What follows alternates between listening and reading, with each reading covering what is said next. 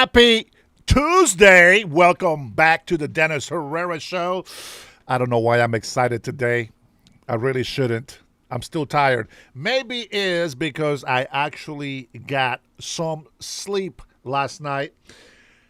I am so grateful. Let me tell you something. I'm still tired, but it is such a big difference to be able to get just a few hours of sleep. And I'm going to tell you this, I actually got some sleep. You know how I know? You know how I know? Because I don't remember getting up in the middle of the night. I didn't have that many dreams. This is how I know I got a good night's sleep. See, normally when I don't get sleep, I have all these dreams. And you know, the wise thing to do, the non-lazy thing to do, is to get off your ass and start writing down your dreams. What did you dream about? Now here's the catch. I've done this before, and here's the catch. When you do that, if you have the will to do that, you have to do this. Close your eyes as if you are still sleeping and just write without looking. Now, I'm too lazy for that, so I don't do it. But I've done it before, and it does work. But I got to go to sleep with the mentality that I am going to write my dreams. And, well, I've just been not inspired to do it lately. But nonetheless, you can see the difference in the energy levels coming in. Plus, of course, man, I hate to say. No, I don't hate to say it. I love to say it. I was right about everything. Dennis, what the hell are you talking about? What is everything? Well, everything that we have been talking about in this show. We have been telling you that there is some spies in our government, and you have been saying to me on the left, you're a liar. Lies, Dennis. It's always lies with Dennis. That's what I hear from the left. But you know what? Not today. Today, my friend, we got some receipts. I'm sure you're already heard about it, but I am glad to be the one to go ahead and reinstate everything that has been said. And, of course, we're going to use our most favorite local news channels, Fox, the leftist favorite news media. And I am glad that I get to play all these video clips from Fox just for our leftist, beautiful citizens that we love. With that being said, let's go ahead and acknowledge who is in the chat.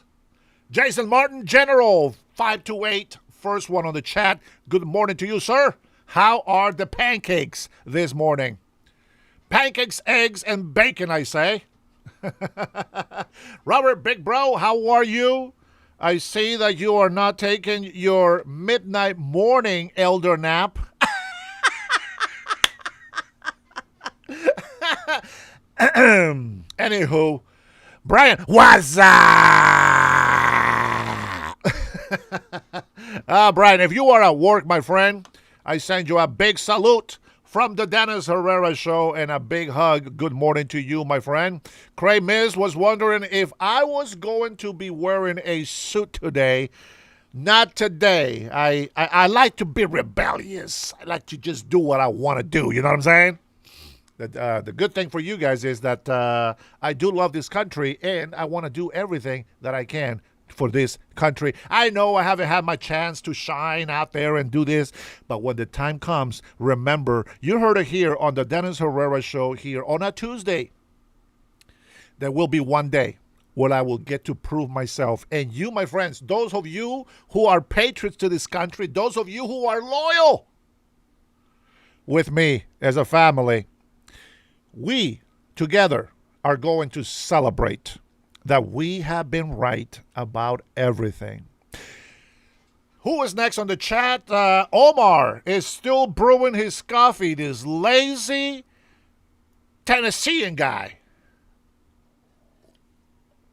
Man, I tell you what, guys. Here's a couple of things, just random things. Ohora Vito Kiki. Let's just call you Kiki. That's way too long. Kiki, good morning to you. Thank you for being here in the Dennis Herrera Show. My man. What's poppin', my crazy redneck of the woods? Love you, big bro. I will give you a call, guys. One day I'm gonna give you all a big call. Okay? I don't want to bug you guys too much. Plus, I got a bunch of bull crap in my head that I have to get rid of. Pink J says you suck. Pink J. The name tells me everything I need to know about you already. Fox Mulder. The truth is out there, my friend. The truth is out there. And speaking of the truth is out there, just because I like Mulder, Fox Mulder was one of my favorite characters from the X-Files. I love the X-Files, by the way, until they started going a little bit too crazy with trying to, normalize the science fiction show with cops and the chupacabra. You know what I'm talking about. But I love the X-Files. I think it was a great series. It was so fantastic. I was addicted to watching the X-Files. I love the mystery. I love the theories. I love this whole idea that aliens are out there watching us and the truth is out there. And, they have released some UFOs. Now, by the way, just so you know, UFO just means unidentified flying object. Don't get your bridges all wet. It just means that they don't know what it is. It doesn't mean that it's aliens. I love it. You can go ahead and spam some of those out there, Fox Mulder. I love that series, man. I'm a big fan. I love it. You better not come in here with some crazy ass shit. And before you do, you better tell me that you like this show. Otherwise, you don't get to say negative shit in here because then I will feel like you just came here to attack me instead of having a blown conversation amongst friends. You know what I'm saying? All right. I hope you understand what I mean. With that being said, I don't know. Could aliens be real? Well, I can say you this. There is going to be a lot of things that are going to be made up in today's time, in our time. And so we got to be really careful about these alien things because, the moment that people start believing that, the moment is that they start giving away their faith. Now, let me tell you this. If aliens are real, why not? I say, why not? My God is not a small God. He's the God. He's the creator of the universe, and he can make whatever life forms out there can be in the universe. Now, I believe that, aliens don't exist per se. Do I have theories about it? Sure. Oh, you have no idea. I got some theories, my friend. Theories. Those are not facts. So, if anything, we can have a conversation, right? Like maybe I get a bunch of crazy science fiction group of members that maybe one day I'll just say, oh, you know what, members only, science fiction. Bring your theories to the table. And I'm going to start telling you some crazy ass ideas about aliens, extraterrestrial aliens. And then we can have fun with that. But just remember, just for fun. It's just for entertainment, okay? So don't go crazy on that. Let me see what else. Who else do we have in the chat that I have not said hello? And I'm talking about people that I care about or are important in my chat. What's in your coffee? Says the Renaissance. Well, we have Folgers in my cup, plus some mushroom coffee. I'll tell you this. I'm a little bit broke. I'm not going to lie. I'm a little bit broke. Listen, I have it's a $20,000 budget deficit right now that I need to cover. And included in that deficit, the budget, it's white coffee. I need to go refill and get my white coffee. Got to get a couple of a couple of cans of white coffee and some more regular dark coffee, well, medium roast coffee. Mushroom coffee, I have enough for another month or so. But that is the supply refill. And plus, I got to get some of this bloating Splenda cream to sweeten my coffee. So that's what I got on my coffee. But the energy is not coming from the coffee. The energy is coming because, oh my God, I got like at least 4 hours of sleep. I am psyched. You have no idea. When you get no sleep every single day and you get those 4 hours of straight comfort sleep, I am a new man. I'm going to tell you that right now. I'm a new man. I'm going to say this. Disclaimer. I want you to know I am not perfect. If I am governor, I am so sorry, taxpayers. I will use the taxpayers' money to go to get me a very expensive bed that will help me sleep like a baby so that I can take care of you and solve all your problems in the state of Washington. That's just a joke, guys. It's just a joke. But I better really have a nice bed. Okay? CS, good morning. I see you defending the honor of the Dennis Herrera show. Appreciate it. Carlos Andres says, "Yo, you know that's the truth." we got a lot of X-Files fans in here. I love it. Dude, no, for real. X-Files was a badass show. I really love the X-Files. Let's see. BC, our crazy ass from the East Coast, is joining us. Good morning to you, my friend. Good to see you in here, man. God bless you, brother. It is Taco Tuesday. Speaking of tacos, I didn't have tacos yet, but I did have a breakfast burrito from Taco Bell. And let me tell you something. I know you're going to say that I'm racist. I know that you're probably going to complain that I'm being prejudiced. You might be right on both, but I'm going to say it. I had to say it. It has to be said. Taco Bell, please stop hiring Asians to make Taco Bell. They just suck. They don't know what they're doing. Just hire Mexicans in Taco Bell. They know the portions that we want to have in our burritos. When they say, "Do you like extra steak and sour cream on that?" and you say, "Yes." And the burrito just looks like an anorexic burrito with no extra steak and a little slim line of sour cream. Yada. You pay extra for the service and you don't get it. They just charge you more. And then when you get the expensive price of the meal, they say, "Would you like to round up?" As if I'm not paying high enough price already. Stop hiring Asians in Taco Bell. There, I said it. Somebody had to say it. Somebody had to say it. I want my Mexicans and I want my Hispanic, my Latinos to get a job at Taco Bell. Well, the teenage guys, okay? It's not the elders, unless that's all you can do. That's okay. But, normally your kids that are 15 and older can work at Taco Bell and, we can have some great service and good food.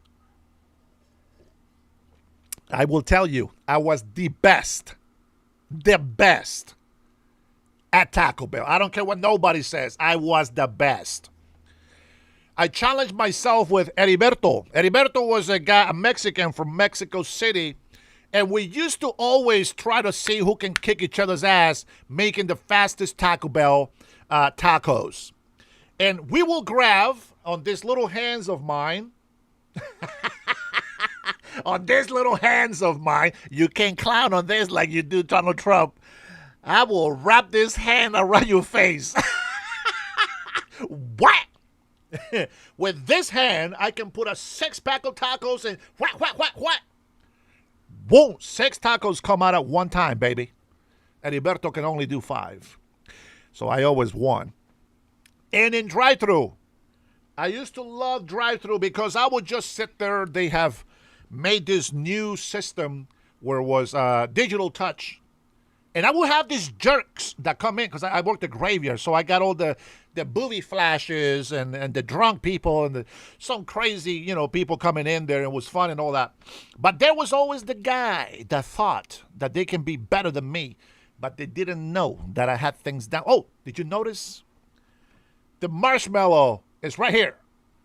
I went and got, they're actually kind of cheap, to be honest. I don't really like the way that it felt when I stuck it in there.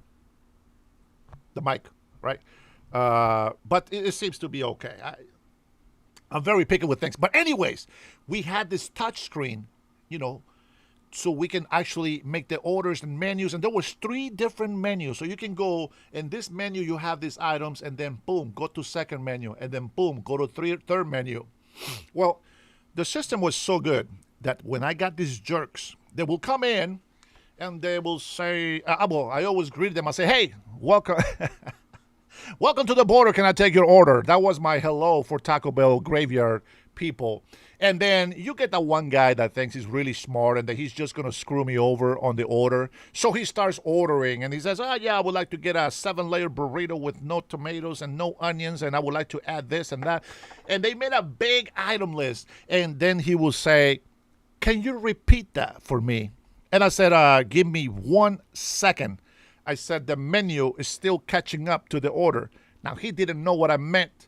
But what that meant was that I went and started putting the order, boom, second menu, order, boom, number third menu, back to first menu, back to second menu. And the system was catching up. Now, what was great about the system is that I remembered the order in which I touched those items because I had to memorize, every page that I went through. I already knew the locations of the items. And so I would go back and I would read it back to the customer. Be like, damn, you got all of that? I was like, please, man.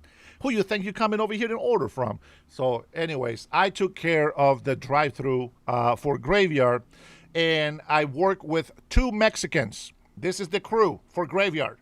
3 of us, 3 Hispanics, 2 Mexicans from El DF, which is the Mexico City, and me. That's it. That's all we have for Graveyard. And we work better than 7 people. I'm telling you, it's the truth. I don't care whose feelings get hurt. It is the truth. 3 of us did the job for 7 people. And I didn't need a manager. I was the actual manager in the store on Graveyard. And, that's something that I take pride on. And first of all, I take pride into that because I was a young man. I was 18 years old. It's very rare to see kids my age then today do what I did, if any. It's like the new generation doesn't have any pride or any work ethics. They don't want to show off that they're really good at something that they do. They'd rather just play and complain and play the victim and you know what? I've had ADD all of my life. Okay, some see it as a disability. I see it sometimes as an annoyance, but it's actually very helpful. It keeps me going. The bad thing is that ADHD is like having an energy drink, right? You have an energy drink, and all of a sudden it's like boom, boom, boom, boom. You're active, and but as soon as the effect turns off.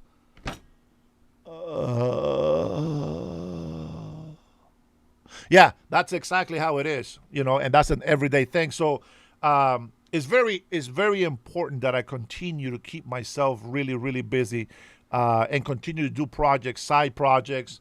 If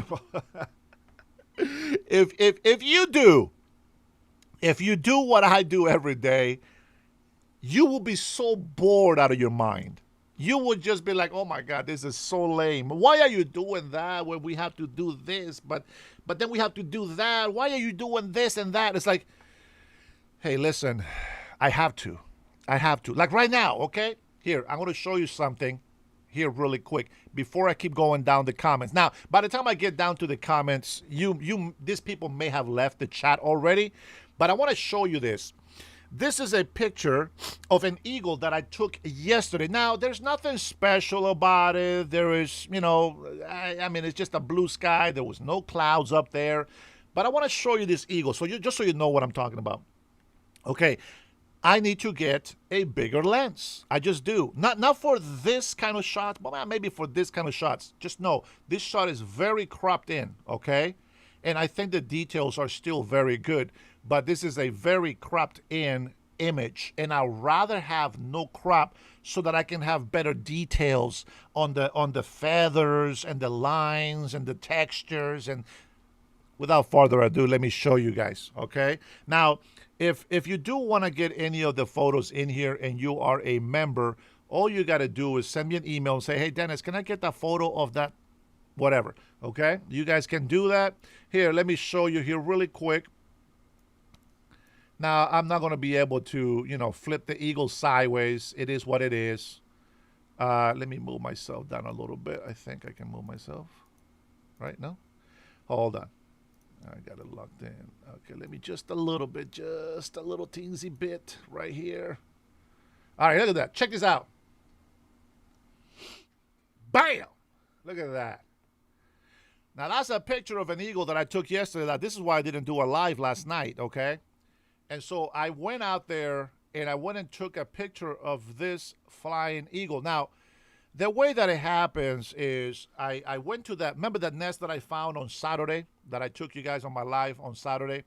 Well, I was over there trying to see if I can get some better pictures with better lighting. I didn't get the same lights, and things like that, right? That happened on Saturday. But this is the eagle, and I think it's such a beautiful bird. This is the American, bird, national bird, and I just think it just looks so majestic. Oh, thank you, Raquelita. Thank you for the stars, for the jewels. And it's just, to me, it's just beautiful. I know I'm a sucker. That's the kind of guy that I am. What can I tell you? Now, here is a picture. All right. Now, this is not the best photos. I'm just sharing them with you so that you can see what I'm talking about. This is the great blue heron flying into the sunset.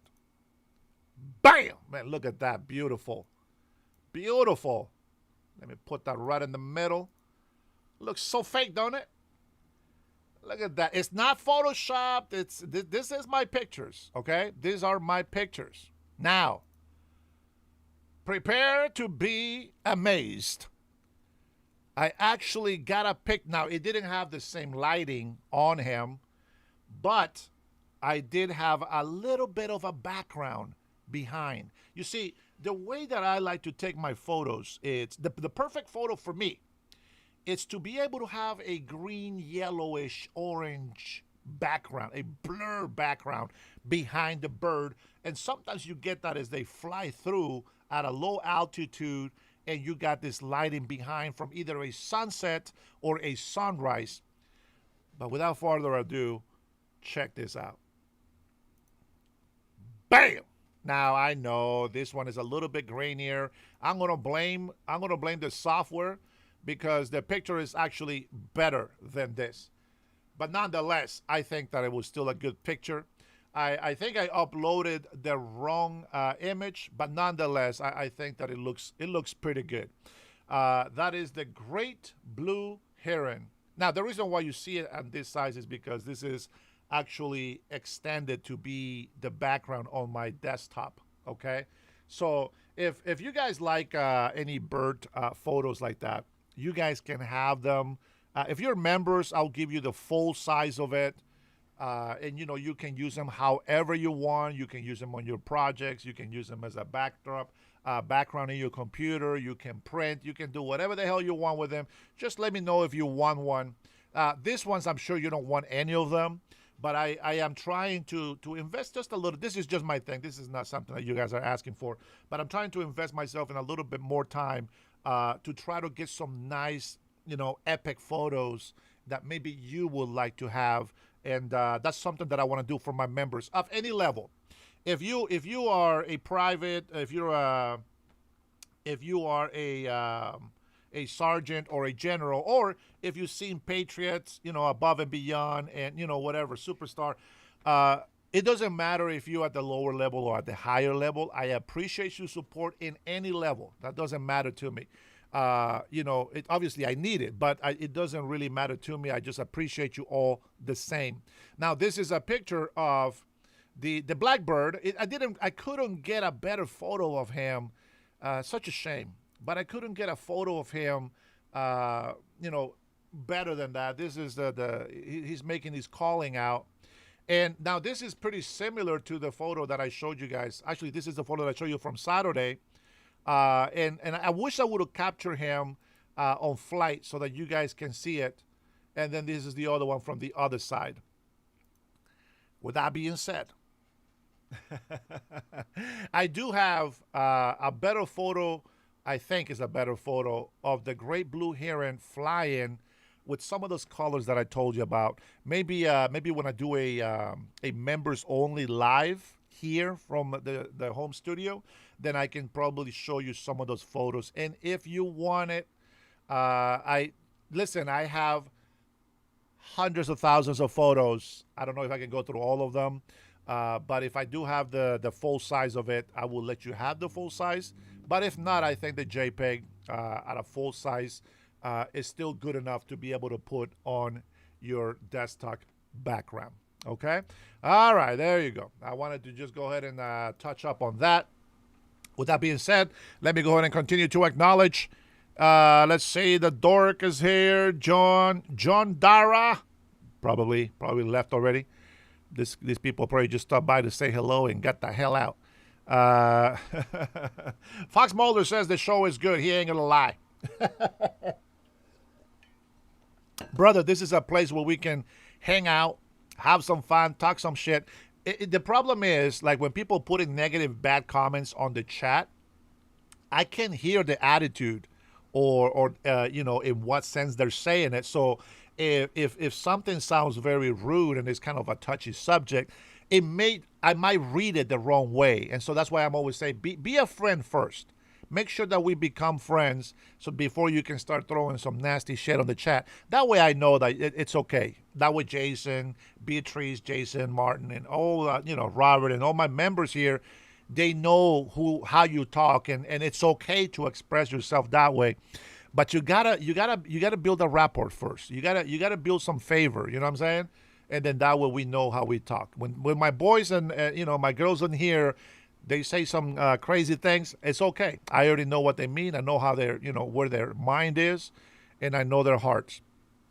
All right, let's see. Unc Andy is in the house. Lisa, how are you? Good to see you in here. Raquel, Raquel is my new sister on this channel. She is a recovering Alco Democrat, is what I'm going to call her.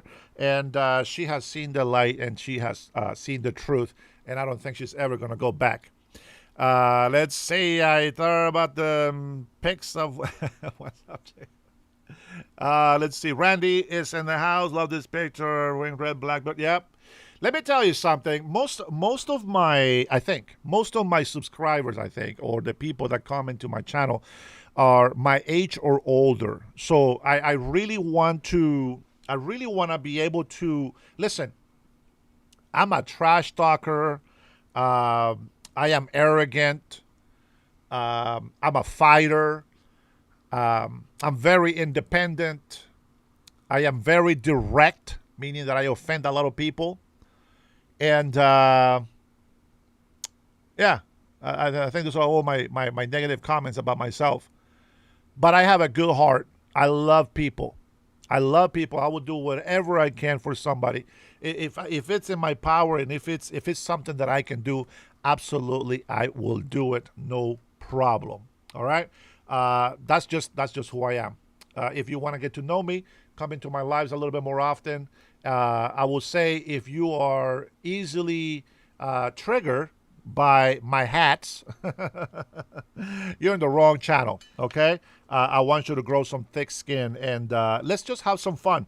And when we do our weekends of, just chilling, bird photography, maybe landscape photography. Remember, I used to be a photographer. My channel never picked up with photography when it came to like blogs and stuff like that. I never did lives, and I think that might have been a difference. But I will give you guys that on the weekends. Mainly on the weekends, I want to be able to get out and do stuff like that. You guys already know. I've been talking about it for a little bit now, and I just can't wait. I'm very impatient. It just has to be done. You're gonna be 42 and on. Okay, so little sister, yeah, our little sister, our beautiful little sister, who is always talking late on chats here on the Dennis Herrera Show. Husband's over there trying to get some sleep, and Raquel is over there making some noise in the middle of the night.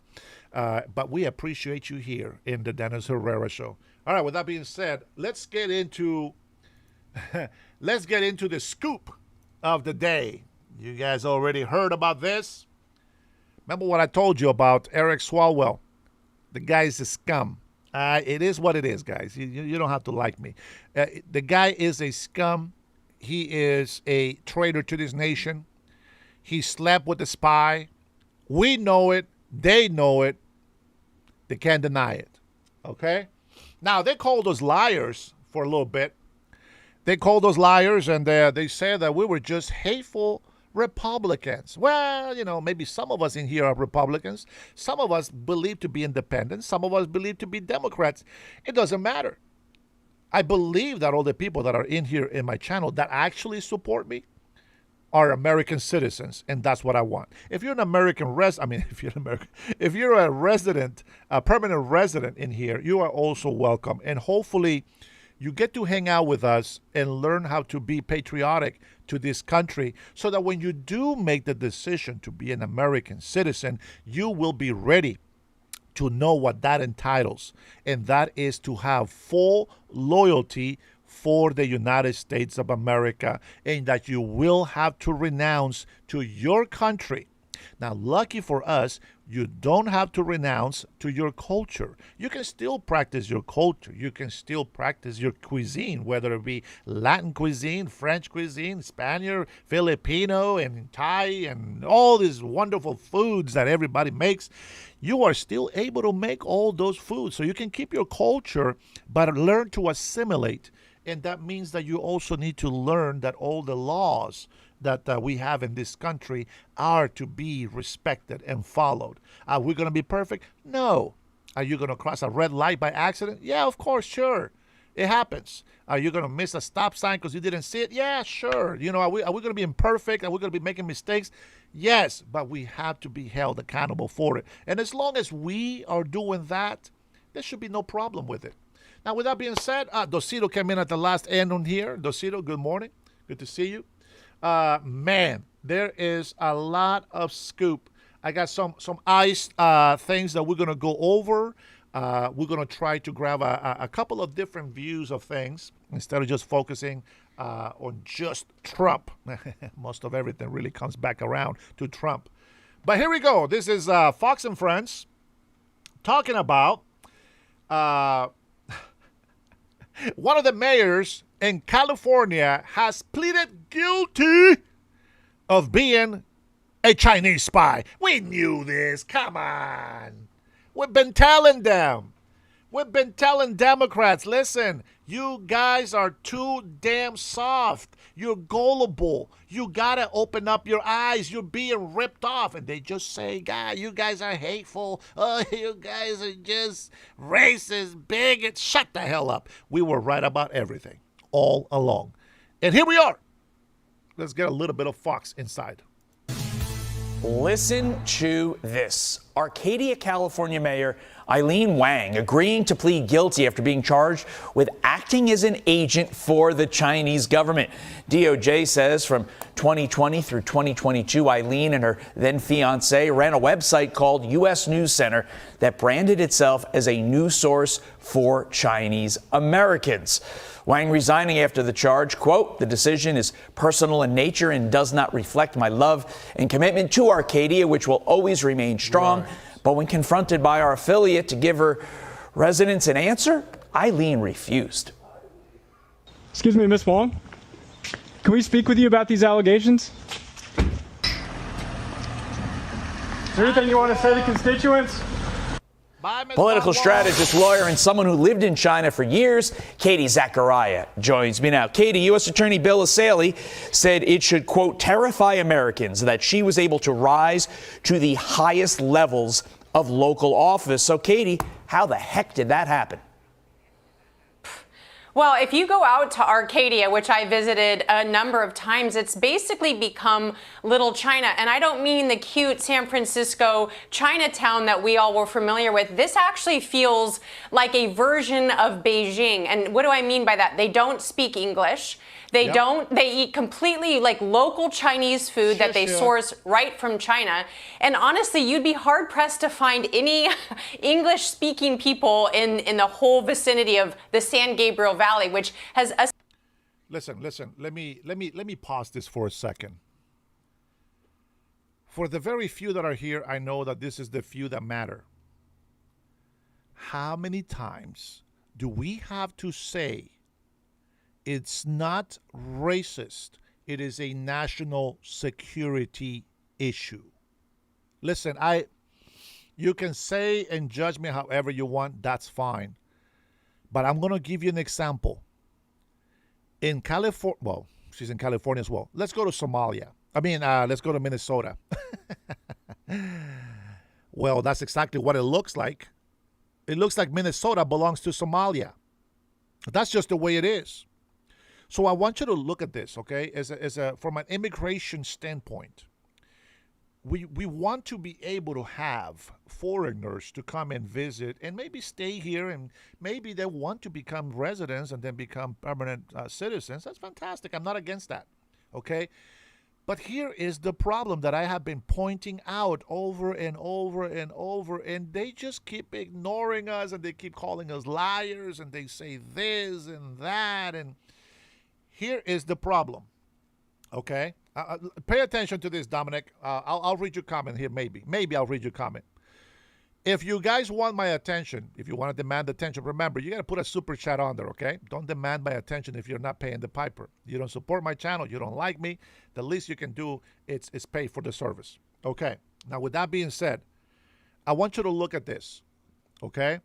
If in Minnesota, we had all this hundreds of thousands, listen to this, hundreds of thousands of Somalis, you might say, that's not a big deal. But think about this. What is the population?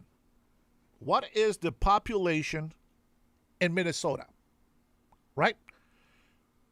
Okay, whatever that number is, just think about this. How many children can we make within 18 years, 19 years? Let's say 2 decades. How many children can we make in 2 decades? Now, what I'm talking about is all at once. If you have 100,000 people, you can get away with having 2, maybe 3 kids before 2 decades expire, and that means that those kids will grow up to be, at the age of 18, they will be able to vote on elections. If you bring in hundreds of thousands of illegal immigrants, and somehow, well, I'm sorry, let's just say immigrants, okay? They're legal immigrants into this country, and you make them citizens, okay? Even if you don't make them, their children will be American citizens, and they will vote with the mentality of their parents that are making those children. Let me mix in a little bit here. China, I think they still limit 2 children per family. Now, there might be just 1, right? But they limit 2 children per family.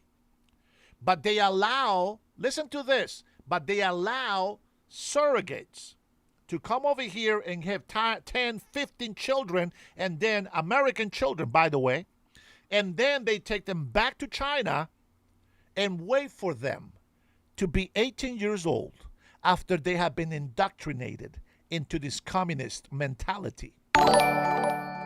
It's not just a theory. It's happening. Whether you like it or not, it's happening. Okay? So you have all of these people that make the children here, and they take them back, once they're American citizens, they take them back to their country, indoctrinate them, and now we're seeing they're so ballsy because Americans have become soft. And they actually do it here. Somalians are multiplying. They're like 5, 6 to 1 against Americans, maybe even more. And every single one of those children, let me open up your eyes a little bit. Every single one of those children will vote according to the mentality of their parents. And if any of them don't follow their parents' ideologies, it will be very few. Let's get something straight out. And it's nothing to be racist, it's nothing to be bigot or whatever. Anybody that is a Muslim will always support Muslims. Whether they're right or wrong, they have to support them. Otherwise, they become infidels. And that's a problem, especially here in America. We've seen this happen in Europe. But I'm just giving you one example. We have right now this mayor, California mayor, Wang Wang. Wang Wang has pleaded guilty of being a Chinese spy. So I'm telling you, I am right about everything that I'm telling you. It's common sense. You have a whole a small Chinatown. And as she said, it's not like the San Francisco Chinatown. No, these people don't assimilate. Just like the Somalis don't want to assimilate. They have brought their third world country into our country. See, they are building a third world country within our country. And the worst thing is that they are benefiting from our wealth. What do I mean? What do I mean, our wealth? The prosperity that the United States of America has. Listen, I don't care which part of the United States of America. You can be in New Mexico, and you can be in Texas, and you can be in Arizona, and even Colorado, and Utah. And we have all these deserts. Even Washington State, we have deserts. And Oregon, we have deserts. You know, we have all these deserts everywhere. But the thing that I want you to think about is this country of the great United States of America is a very prosperous land. And every American citizen has the privilege of being in this country. For some reason, these far left activists have been able to convince people to think the way they do, and they do it right in front of your faces. They're actually grabbing the educational system. See, this is why they spend billions of dollars into the educational system, because this is how they indoctrinate our children. I go to the school to drop off my kids, and I'm looking at purple hair people. And the kids that they're dropping off, shave heads with a little strand of purple hair. Guys, they are multiplying their stupidity. And the educational system doesn't just treat everybody equally. The educational system is so rotten to its core and is just filled with ignorant, stupid leaders that believe that they gotta punish those who think normal. What's normal? We know what boys and girls are. We know what a man and a woman is. We know how many genders we have. We know that we can worship God and we should be allowed. We know that we should be patriots of this country. Civics, it's something that the enemy hates because it indoctrinates our children to be patriotic to their nation, which is what is best for their future. Do you think China wants their children to not be indoctrinated in their law, to sacrifice their lives for their country? Of course they do. Of course they do. Iran, same thing. But you see, the difference is when you have good people. Most of the Iranians, I don't care what anybody says, they say 90% of the Iranians are against this Iranian regime. I don't know whose bright idea was to send weapons and have the Kurds deliver it to the Iranian people. The stupidest freaking idea, and if that was Trump, what an idiotic idea. That was really stupid. We should have gone down there and make sure that we personally delivered those weapons if that's exactly what we're doing. And if something went sideways, I don't care what people say. We got to do what we got to do.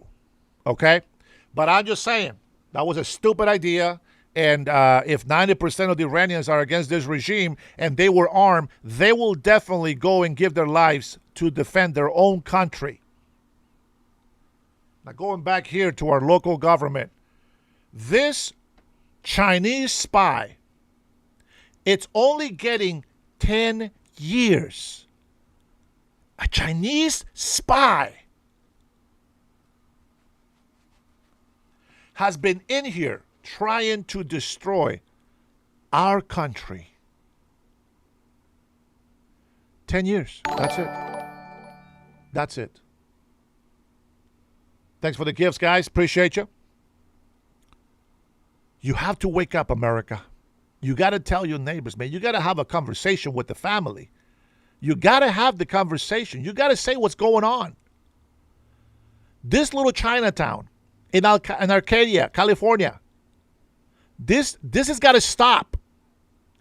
And I'm sick and tired of people saying racist. Shut the hell up. Your stupidity is going to get this country destroyed. And I'm going to tell you, there's going to be a lot of people like me that don't have an accent, but they don't give a dang about this country. And those are the people whose voices everybody wants to hear. Well, here is a migrant that has become an American citizen. Why do you think that I became an American citizen? Put it on the chat. If you have any leftist people in here, tell me, why do you think I became an American citizen?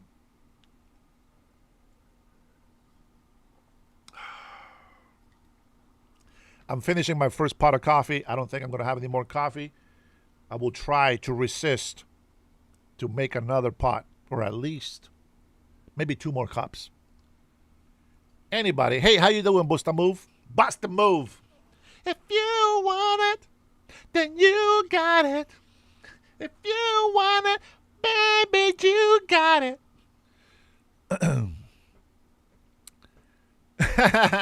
Okay, says because you're cool. The United States of America is cool, my friend, and so are all the Americans that love it. But why do you think that I became an American citizen? What do you think I want from the United States? To kick the left's ass is why, says Big Brother Robert. Well, to kick their ass into becoming real American patriots, yes. Let's see. Sharon says, who doesn't love immigrants? Good grief. Legal migrants are the best ever. Thank you, Sharon. Absolutely agree. I love it. I want you to protect Americans. Absolutely, Sarah. Thank you for that. Freedom. Absolutely. What else? What else can I get from this country? What else can I get from the United States of America? What would want me to be part of the citizenship? I'm telling you, whatever you say is most likely about 99% right. Now, there's a reason why I'm asking you, and I want people to participate and say it. Yes, but that's an aftermath of why. What can I get? Okay, not what I can give. What can I get from the United States of America? I want you guys to put down all the benefits that I get as an American citizen. You'll see what I'm getting to.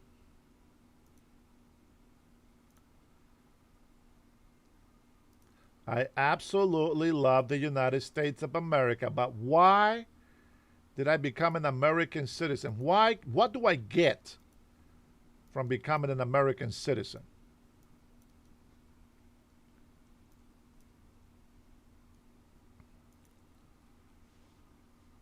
Coyote, welcome. I don't make the sounds, guys. I have a keyboard that I touch. I'm just kidding. I make all the sounds. But that would be cool if I can actually get that keyboard to do those sounds. Dosito says, life, liberty, and the pursuit of happiness. I absolutely 100%. Well, if you come here illegally, you get everything. Healthcare, governor, assistance, housing, food. It's Tone. Come on, man. Tony, you're right, bro. You are right. Sharon Ray says the ability to achieve the American dream. Absolutely. You guys are all correct. Now, here, watch. This is what I mean by asking. This is what I'm meaning by asking you this question. The obvious fruits that I can show you right?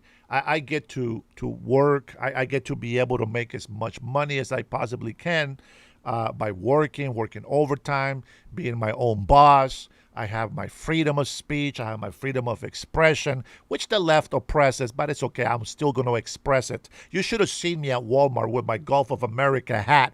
Oh, my goodness. All the Hispanics in there were like, some were laughing like, what the fuck's wrong with this guy? You know, and everybody's like, they just look at me, and then I look at them in the eyes, and they were just like, it was fun. It was fun. But you know, after all the benefits that we get as a migrant that comes from a third world country, I can tell you with all honesty, and those who are members who have been with me for a while, who have joined me on my lives when I've been in Honduras, you know that I am very happy. You know that I'm very happy in Honduras. Most of you know that I would love to live in Honduras. Thank you, Busta Move. I would love to live in Honduras. I love the country. Does the government need a lot of help? Trust me, I thought about renouncing my citizenship and being able to go back to Honduras. And who knows, if I can run for office over there, absolutely would do it. And I will make sure that we have a great relationship with the United States of America. There's no question. But the main reason why I became an American citizen is, listen, I want to be able to be in this country and feel like I'm part of this country. Not just some visitor that has a place to live or somebody who needs welfare or somebody that just needs to be taken care of. I don't want to do that. See, my mother taught me that there is no better feeling or accomplishment than working to earn a living. Because then you really appreciate everything that you have. You know, a lot of people that just get so used to getting handouts, they never work hard. They never want to. Why would they? There is no incentive. But I wanted to become an American citizen because, yes, I love this country. Yes, I believe in the opportunities that it provides. Yes, I believe everything that you guys tell me. But I also believe that this is the greatest country on earth. And even though we have all these leftist crazy lunatics out there doing anything to destroy our country, I still believe this is the best country on earth. And I believe that this country has helped the world, not just itself, the world. Did you know that we give money to more than 197 countries? That's how great the United States of America is. And I can tell you that in every country in the world, there's going to be people that hate the United States, but there's going to be also people that love the United States of America. Every country, even Venezuela, has been begging. 8 million people, listen to this, 8 million Venezuelans left Venezuela and begged President Trump, begged the United States of America to please come and help and that they would give us $1 trillion worth of oil. Listen to this, access to rare earth minerals and all these other things, because what do they have to lose? They're already living 90-something% on their poverty level. They have nothing to lose, so they don't care about getting the oil. All they want is their freedom. They want to be able to go out and be able to enjoy the beauty of Venezuela. But the government, the communist regime in Venezuela is not allowing them to do that. So there is people like that in all kinds of different countries that love the United States of America. But for some reason, there is so many people in this country, and I'm not talking about the millions of illegal immigrants and those who hate us, but actual white people. You like that? White people that hate this country. White people that have all this guilt and yet don't do shit to fix that guilt. How about this? Instead of you apologizing and telling me what a piece of shit you are of a human scum, how about you actually tell me that I'm important to you? How about actually you showing me how to work for my living? How about you show me how to believe in the United States of America? How about you convince me that this is the greatest country on earth and that I should be happy to be here, regardless of the horrible history that we have in our country? Why don't you white people teach me to love this country? Why, instead of teaching me to love this country, you're teaching me to hate it?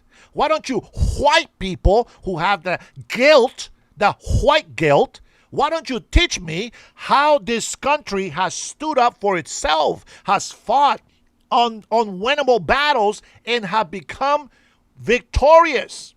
Why don't you white guilt people, you social liberal white people, teach me that this country is the greatest country because of all of the help that it gives to many countries in the world? Why don't you white guilty people tell me that I can be somebody, that I don't have to be a victim? Why don't you guilty white people tell me that I can really have an education, that I can be proud of going to work and earn a living? Why don't you guilty white people stop supporting taxing, which is making everything unaffordable? Why don't you guilty white people tell me that the government needs to be held accountable for all the bullshit that they're giving us? Why don't you white people tell me that I'm supposed to follow the law, respect immigration laws? Why don't you guilty white people tell me that a lot of white Americans have died for the freedom of many today? Why don't you guilty white people tell black people to appreciate what they have, because many white lives were given so that black lives can matter today? Damn, that was a handful. Unbelievable. Listen, you can't fuck around with this migrant. You just can't play the guilty. You can't play the victimhood mentality. You can't make me feel guilty for your stupidity. I refuse. I believe that all black people are just the same as we are as Hispanics and white people. I believe that black people have the same opportunities that you and I have in this country. I believe that there is a lot of black people who have proven that I'm right about that idea, about that sentiment. Our future governor in Florida, Byron, is a testament of that. Our justice.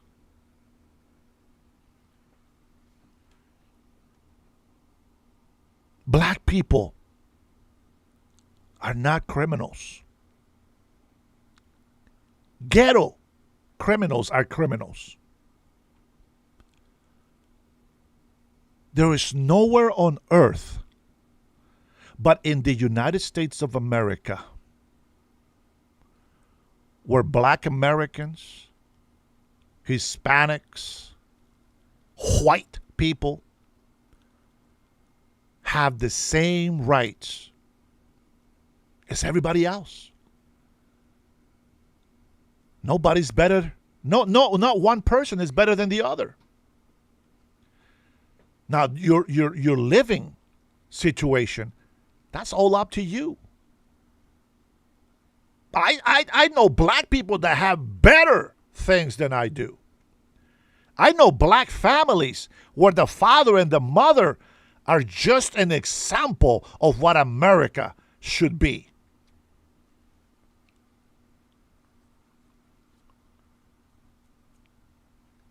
You have all these Hispanics that come into my channel to say I'm a coconut, I'm a brown man trying to be white. And their ignorance and their stupidity, their idiotic mentality doesn't let them see the garbage that they are. They act like ghetto black people. They don't even act Mexican. They don't even act Honduran. I had some Mexican come over and say, "Hey, what's up, nigga? What? Wait, what? How the hell is that your Hispanic heritage?" You can use words in Spanish, English, French, whatever, but the slang on the street. Who the hell are you to be able to use any racial words? We don't want that. I see all these Hispanics want to be black. So funny. I see white people trying to be black, putting all the braids like the African hairs have to be made. As if white people have that problem. The only reason why they got to do their hair that way is because they have no choice. But white people, you don't have to do your hair that way. I'm sorry, but you look ridiculous. That's just my opinion. A lot of Hispanics, a lot of people that come into this country, a lot of these anchor babies come over here and just put down anybody that says anything good about the United States of America. I will remind you, every single one of you guys, that we have been invaded, a mass invasion. This is not going away. A mass invasion of illegal immigrants from all over the world. And some of them are good people. Some of them really do want a good life. But the majority of them, they don't give a damn about this country. They don't give a damn about this country. So I say to you again, right? Why did I want to become an American citizen? Because of all the benefits, all the privileges that American citizens have. The difference is that I am grateful for having the same sentiment, the same privilege, the same honor, the same gifts. And as an American citizen, you should stand next to me and fight for your rights to be an American. You see, humanity throughout the world, we have human rights. That's fantastic. Every country should respect human rights. But you have to distinguish. Human rights is not the same as legal rights. And that's what separates us from them. You understand? Illegals don't have any legal rights. This due process BS that people still fight up even today, their due process is just to go to court, get a lawyer, and say, what? Are you here illegally? Yes. Then get the hell on back to your country. That's your due process. You want to seek asylum? You got to do it the right way. You don't break into somebody's house and then ask them, hey, can I stay here? That's not how it works. You will be met with violence. You will be met with no mercy, probably. So again, migrant, yes, I got black kids. Yeah, they're half. The black kids, according to the society, I have a descendancy. I have Mayan descent. I have Afro roots in my life, and Spaniard. We were enslaved in Honduras by the Spaniards. Our country was raped and pillaged. Spain stole our gold and silver and precious gold and metals that we had. By the way, I want that back. We had a horrible history. Horrible history. But we became better people. And this is why I talk the way I talk. Because there's always going to be a generation of idiots that try to bring division amongst the people. See, I know this guy. His name is Lucifer. And him and his demons, they like to come around to everybody that's having a good time and tries to make them feel like shit. And he goes around and tells you,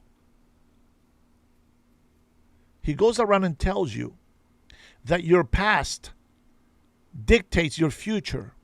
And that's a lie. Why is it a lie?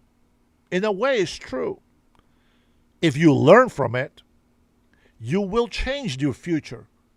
But the way that the devil tells you is that if you were a bad person, if you have bad history, you will never be able to become a better person. That's what the devil says. But Jesus said, I am the truth, the only way to the Father. I am the life. And whether you like the way I talk or not is irrelevant. The truth is the truth, and the truth shall set you free. God is love, absolutely. But what is love? Love disciplines. Love rebukes. Love exhorts. Love corrects. But love is also kind and patient and understanding. God is love. It is a good moral to live by if you really know what love is. Love is doing a favor for your neighbor without expecting anything in return. God sees what you do. So let God bless you. We are not being evil against immigrants. We are not being evil against illegal immigrants. We love them. That's why we tell them the truth. If you love your children and you are illegal in this country, if you truly love your kids, why would you bring them here illegally? That's the one thing I love and respect about my mother. You see, my mother waited 5 years to be able to come to this country. I had to wait 5 years before my mother came back for me to bring me to the United States of America. You see, I waited for my green card to be approved. You see, I waited 2.5 decades to become an American citizen. I'm a very stubborn person. I don't like to be manipulated. I don't like to be told what to do. But when I make a decision, I stand by my decision. In my first marriage, and this is none of your business, but I'm going to tell you. My first marriage, we were young and stupid when we got married. We got married for the wrong reasons. That's not a lie. We got married for the wrong reasons. But I made a commitment that regardless of how things change, that I will be a great husband and a great father for my future children at a very young adult age. I said this. I changed myself to be a better man for my woman, for my kids. I became too nice, as it was well eloquently put. One day, I found out that she had changed her mind, has been seeing another man. In the midst of leaving, she writes me this letter. And she says, the decision that I have made is mine and mine alone. You have been the greatest husband a wife can have. I just have made a decision that I'm going to live with. You are the best father any child can have. Listen to this. And I hope that you can forgive me in your heart one day. And if the destiny wants us to be together again, we will be together again. With that being said, I'm going to tell you that the reason why, she said, it's I became too nice. Imagine that. Imagine that. And many people who I thought were my friends, even my own family, when I let them know what happened, the first thought that came to their mind was, what did you do? Did you cheat on your wife? I said, no, I didn't. I've been faithful to my wife. Because if I'm faithful to my wife, I am faithful to my children. And if I am faithful to my children, I am faithful to my family. That's just the way I believe. And that's just the way life is. So sometimes when you expect to hear support, words of comfort, encouragement from those whom you think are your friends, from those whom your family you think they love you, and you hear that, it breaks your heart. I don't know who has to hear this, but this is where we're going today. She would laugh as I was sobbing. I thought that I was strong enough, and I thought that I can work it out so that we can stay friends after 7 years of marriage. And I just remember sitting in the car, on the passenger side, by the way. I couldn't drive. And just remembering my children when they were born, the day I got married, how I changed my life to be a better husband. I lived to work and to provide for my wife and my kids. And I am sobbing with these memories as she drives laughing. Laughing at my moment of weakness, my moment of humility. Laughing at my pain. Laughing that I am this strong man who actually cries for a woman and their children. She couldn't believe why I was laughing. But because she was with somebody new, it was easier for her to break up the marriage. See, I had dedicated my whole 100% of myself to my wife and my children. So it hurt me more because I was fully dedicated to the marriage. Now, I'm not going to tell you she's a horrible person. That is a mistake that she made, absolutely. I wish her nothing but the best. I will give her credit. She does whatever she can for her children. Is she the best mother? I'm not going to comment on that. But I was hurt. And I did the one thing that I thought will make me happy. And that was to go back to Honduras. And when I finally went back to Honduras, I had this knot in my throat that I just couldn't get rid of. And I spent 34 days not being able to sleep, not being able to eat. I didn't want to live. I wanted my life to end. Being able to be in America, it didn't mean anything to me anymore. The United States of America in my depressive moment was just garbage. Wasn't worth living. Wasn't worth being here. And this is how the devil attacks you. It grabs you when you're most vulnerable. Whether you are angry, whether you are in pain, this is when he does this. He puts all these negative thoughts in your head so that you can just end your life. But that's not the right thing to do. And I will tell you, I love being in Honduras. But the pain that I was going through, the depression that this dark, heavy cloud that came upon me, I couldn't live with it. It was so bad, guys. I kid you not. It was so bad that I even said to myself, I do not wish this on my worst enemy.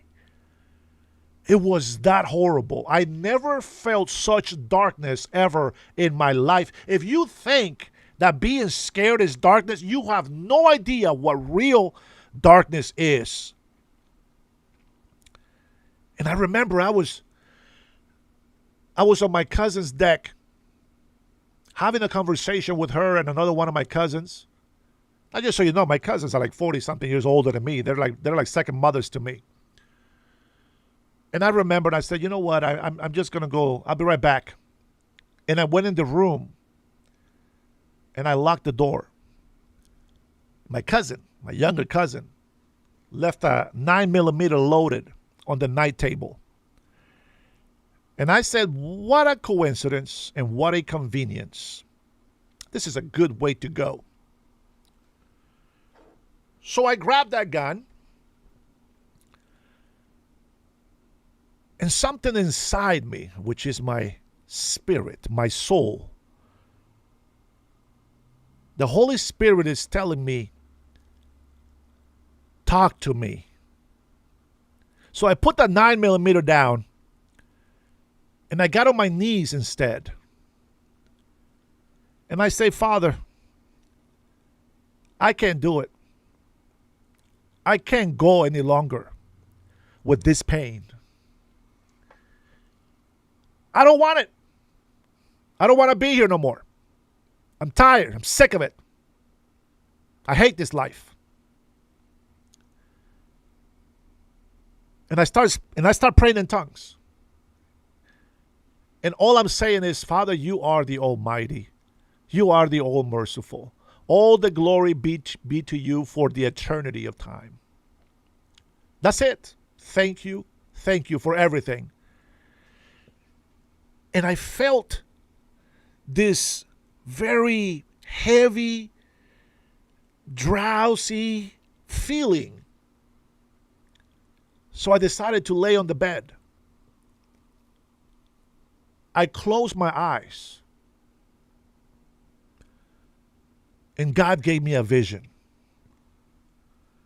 When I woke up, on the clock, about 30 minutes have passed from the time that I came in this room. And I get up, the knot feeling on my throat was gone. The heavy depression cloud over my life was lifted. It was not there anymore.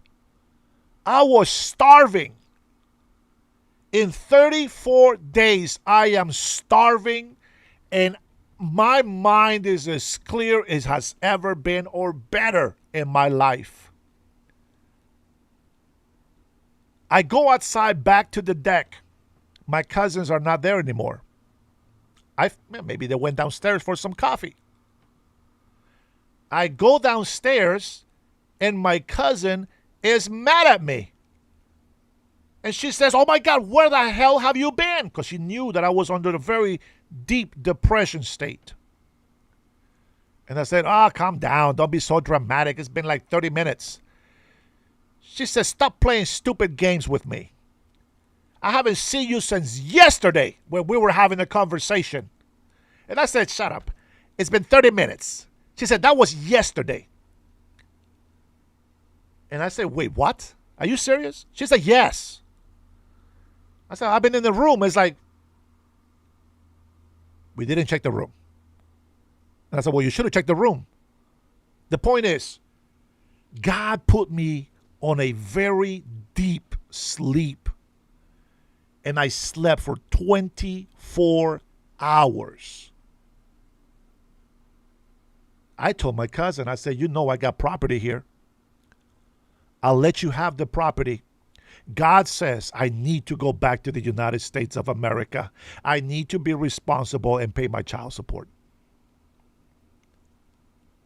So I gave her my property for one-way ticket back to the United States of America.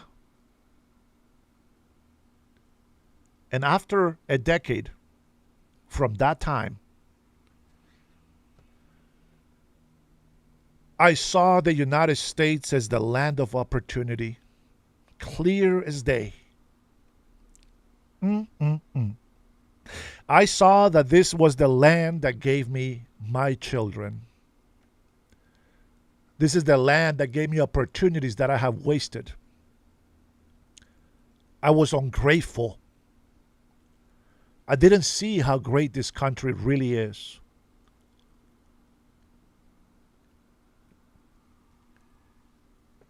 And as I came back, I remember I moved down to California, and I stayed down there with a growing up brother from Honduras, and we rented his room, and together we were doing okay. And then the house got sold, and then I had to go on my own.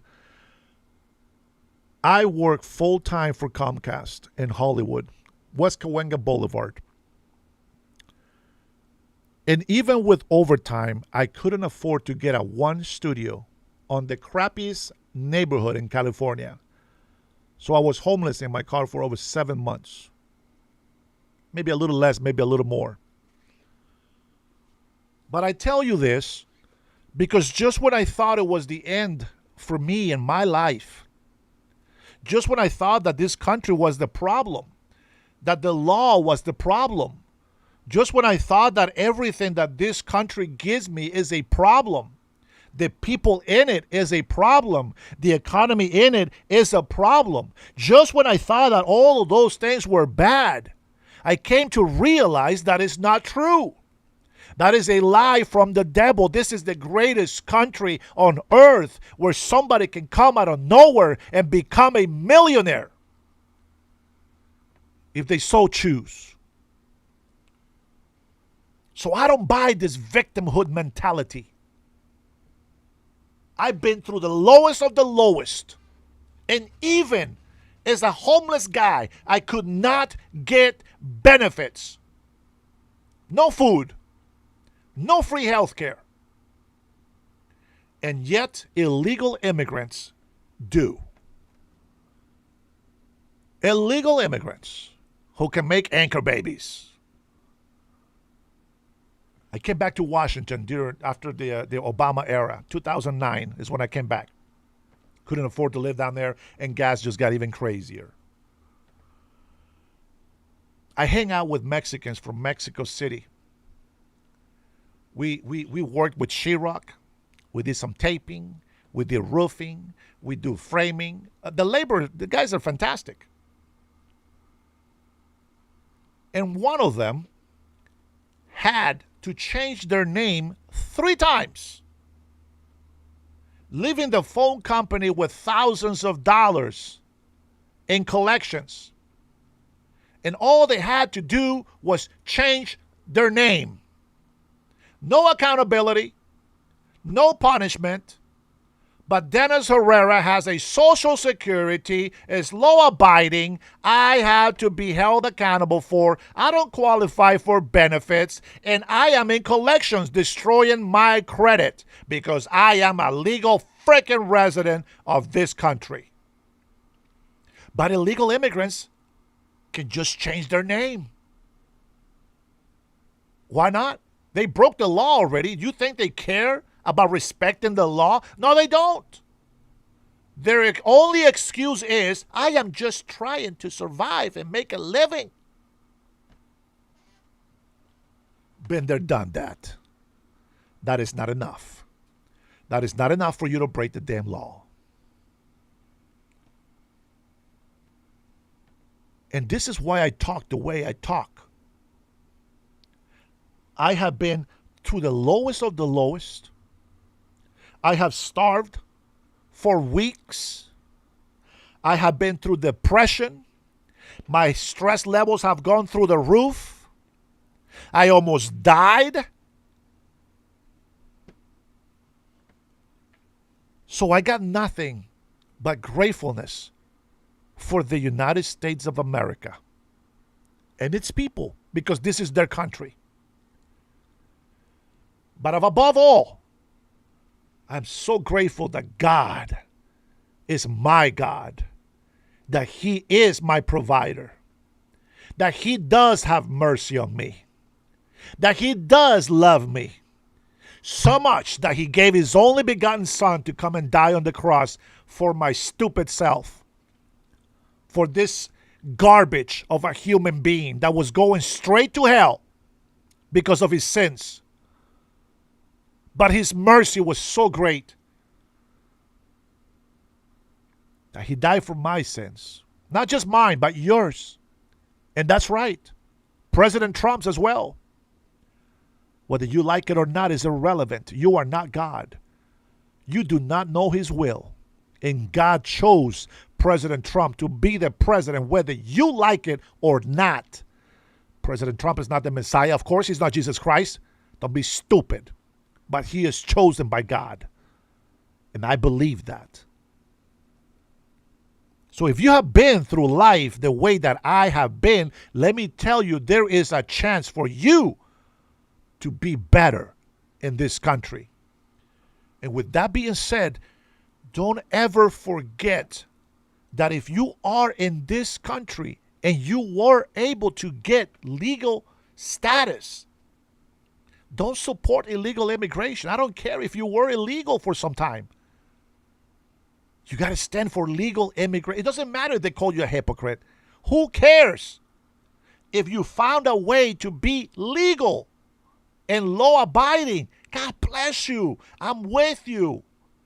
And I'm sure that you're going to do great. But you have to remember, you got to love this country. And if you don't, just go back to your country.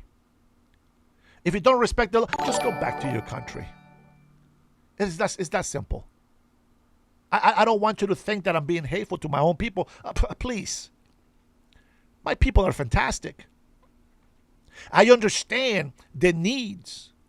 I understand that you have to provide for your family, but you can't do it illegally.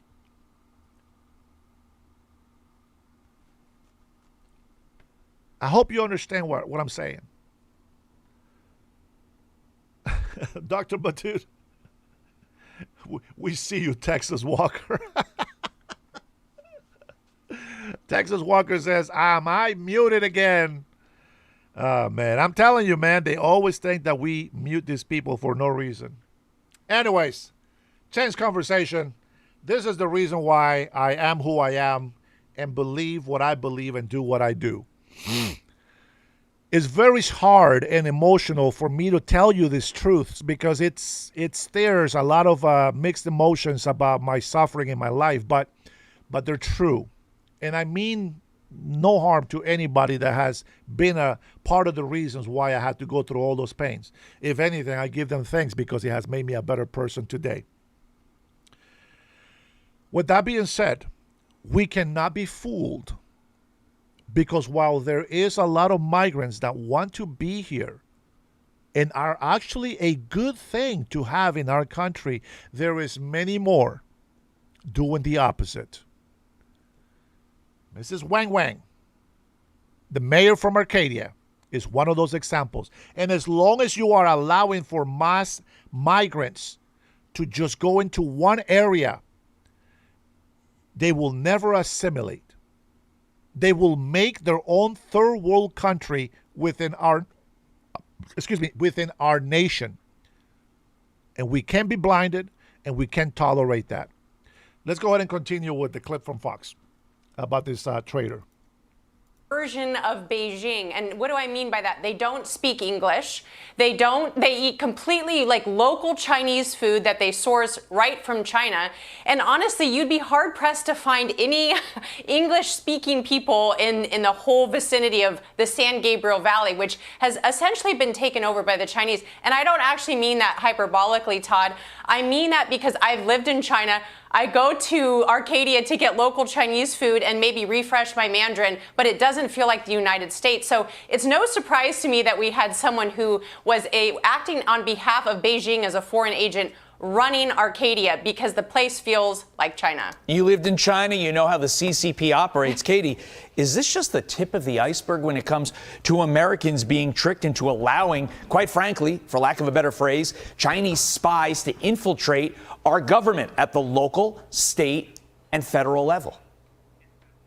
Yes, Todd, and with these sanctuary jurisdictions similar to California, there needs to be a wholesale review of not just legal permanent residents, but people who are here from adversarial countries. We just had, for instance, an Iranian arms dealer living just down the road from me, whose green card needs to be reevaluated by USCIS under the Department of Homeland Security. There has to be a complete takedown of these green card holders, and they need to be sent back home. This woman, Eileen Wong, she's only getting 10 years. That's actually kind of offensive as a United States citizen. This person was acting as a foreign agent on behalf of the CCP, Todd. There should be no grace. They literally should be sent back to the People's Republic of China. So concerning. And you have to think, if this is happening in one town in California, it could be happening in others, because I hate to bring up Mr. Swalwell because he's no longer in the California governor's race, but the leader on the Democratic side was tied to a Chinese spy. And I think that tells you everything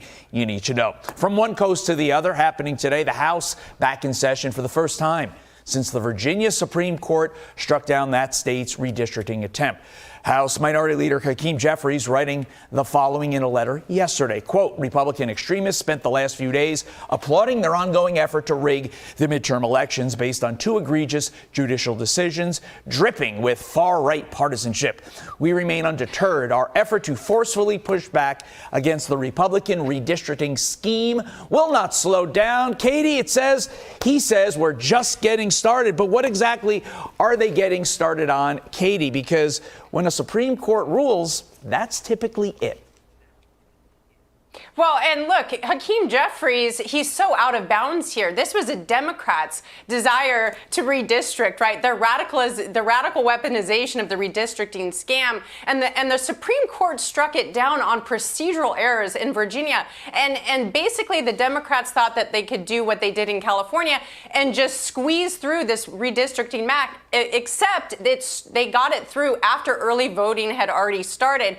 So if he cares about rule of law and procedure and actually the Virginia Constitution, then he will be well informed that they were out of bounds to even propose this in the first place in Virginia, Todd. Yeah, I don't think that's going to happen. I think he's going to continue to pound the table as much as possible, but he knows in his heart of hearts and in his mind of minds, this is it. This is over. There's no higher entity you can appeal to. Katie Zachariah, thank you. Be sure to like and subscribe for all. Now, we do have some breaking news from this morning. At least I found out this morning. Some crazy, wild gunman was shooting cars, apparently, on the street. Let's take a listen. Right now, a career felon back in custody accused of firing on random cars near. Democrats law enforcement. This is what Democrats do. They have a lot of law enforcement. Wait a minute. The opposite. They don't enforce the law. Harvard, critically injuring two in a wild shootout. We want to warn you, this video may be disturbing.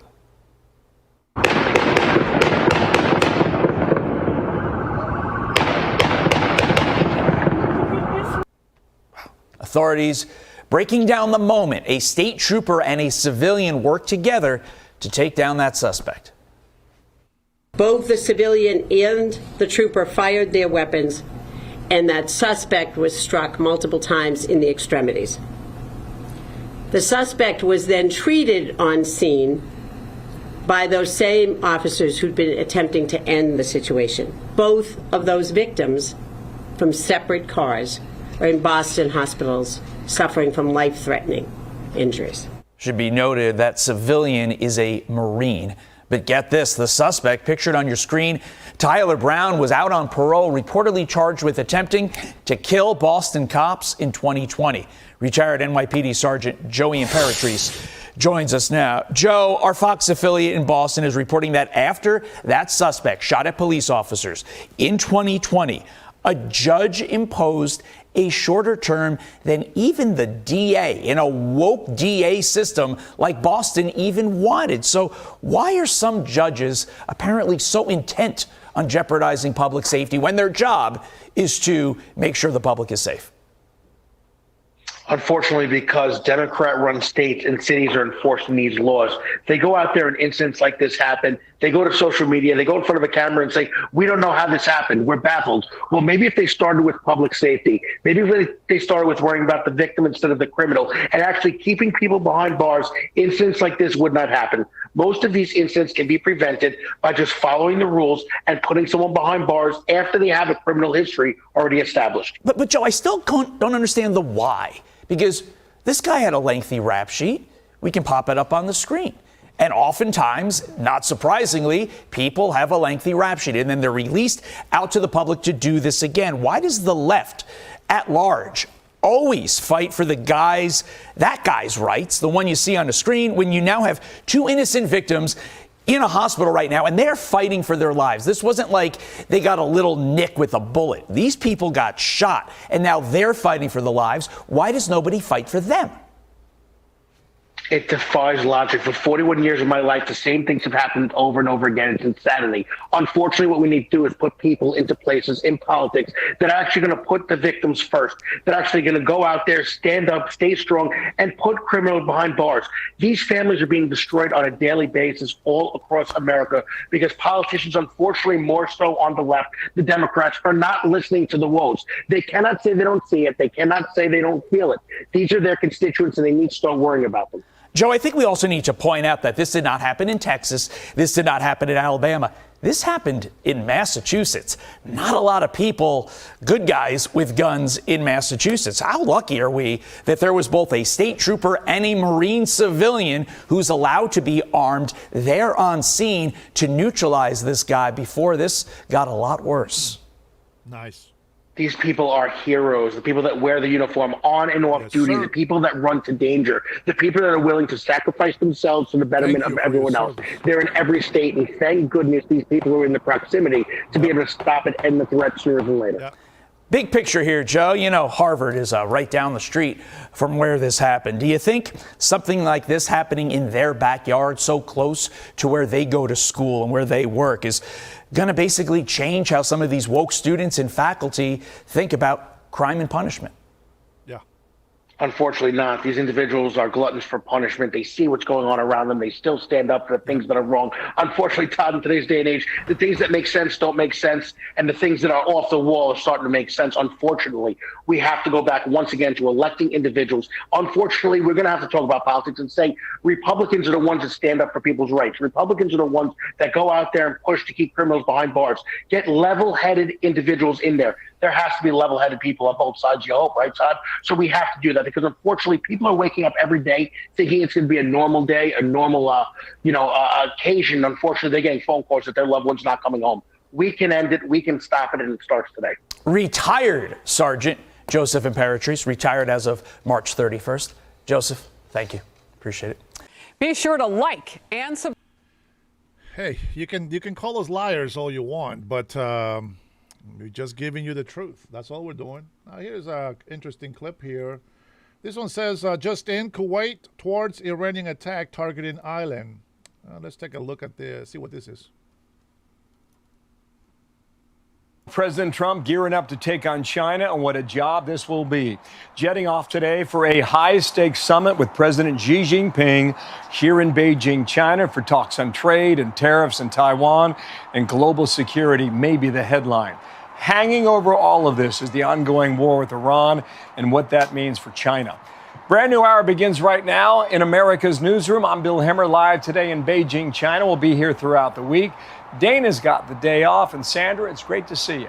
It's great to see you out there, Bill. Looks like you're enjoying it. It's going to be a big day. I'm Sandra Smith in New York, by the way. So we're going to be looking at 1:40 Eastern time, Bill, will be the departure of the president from the White House. And we always look forward to those moments where he stops to chat with reporters and talk to the camera, and we'll see what he has to say as he departs.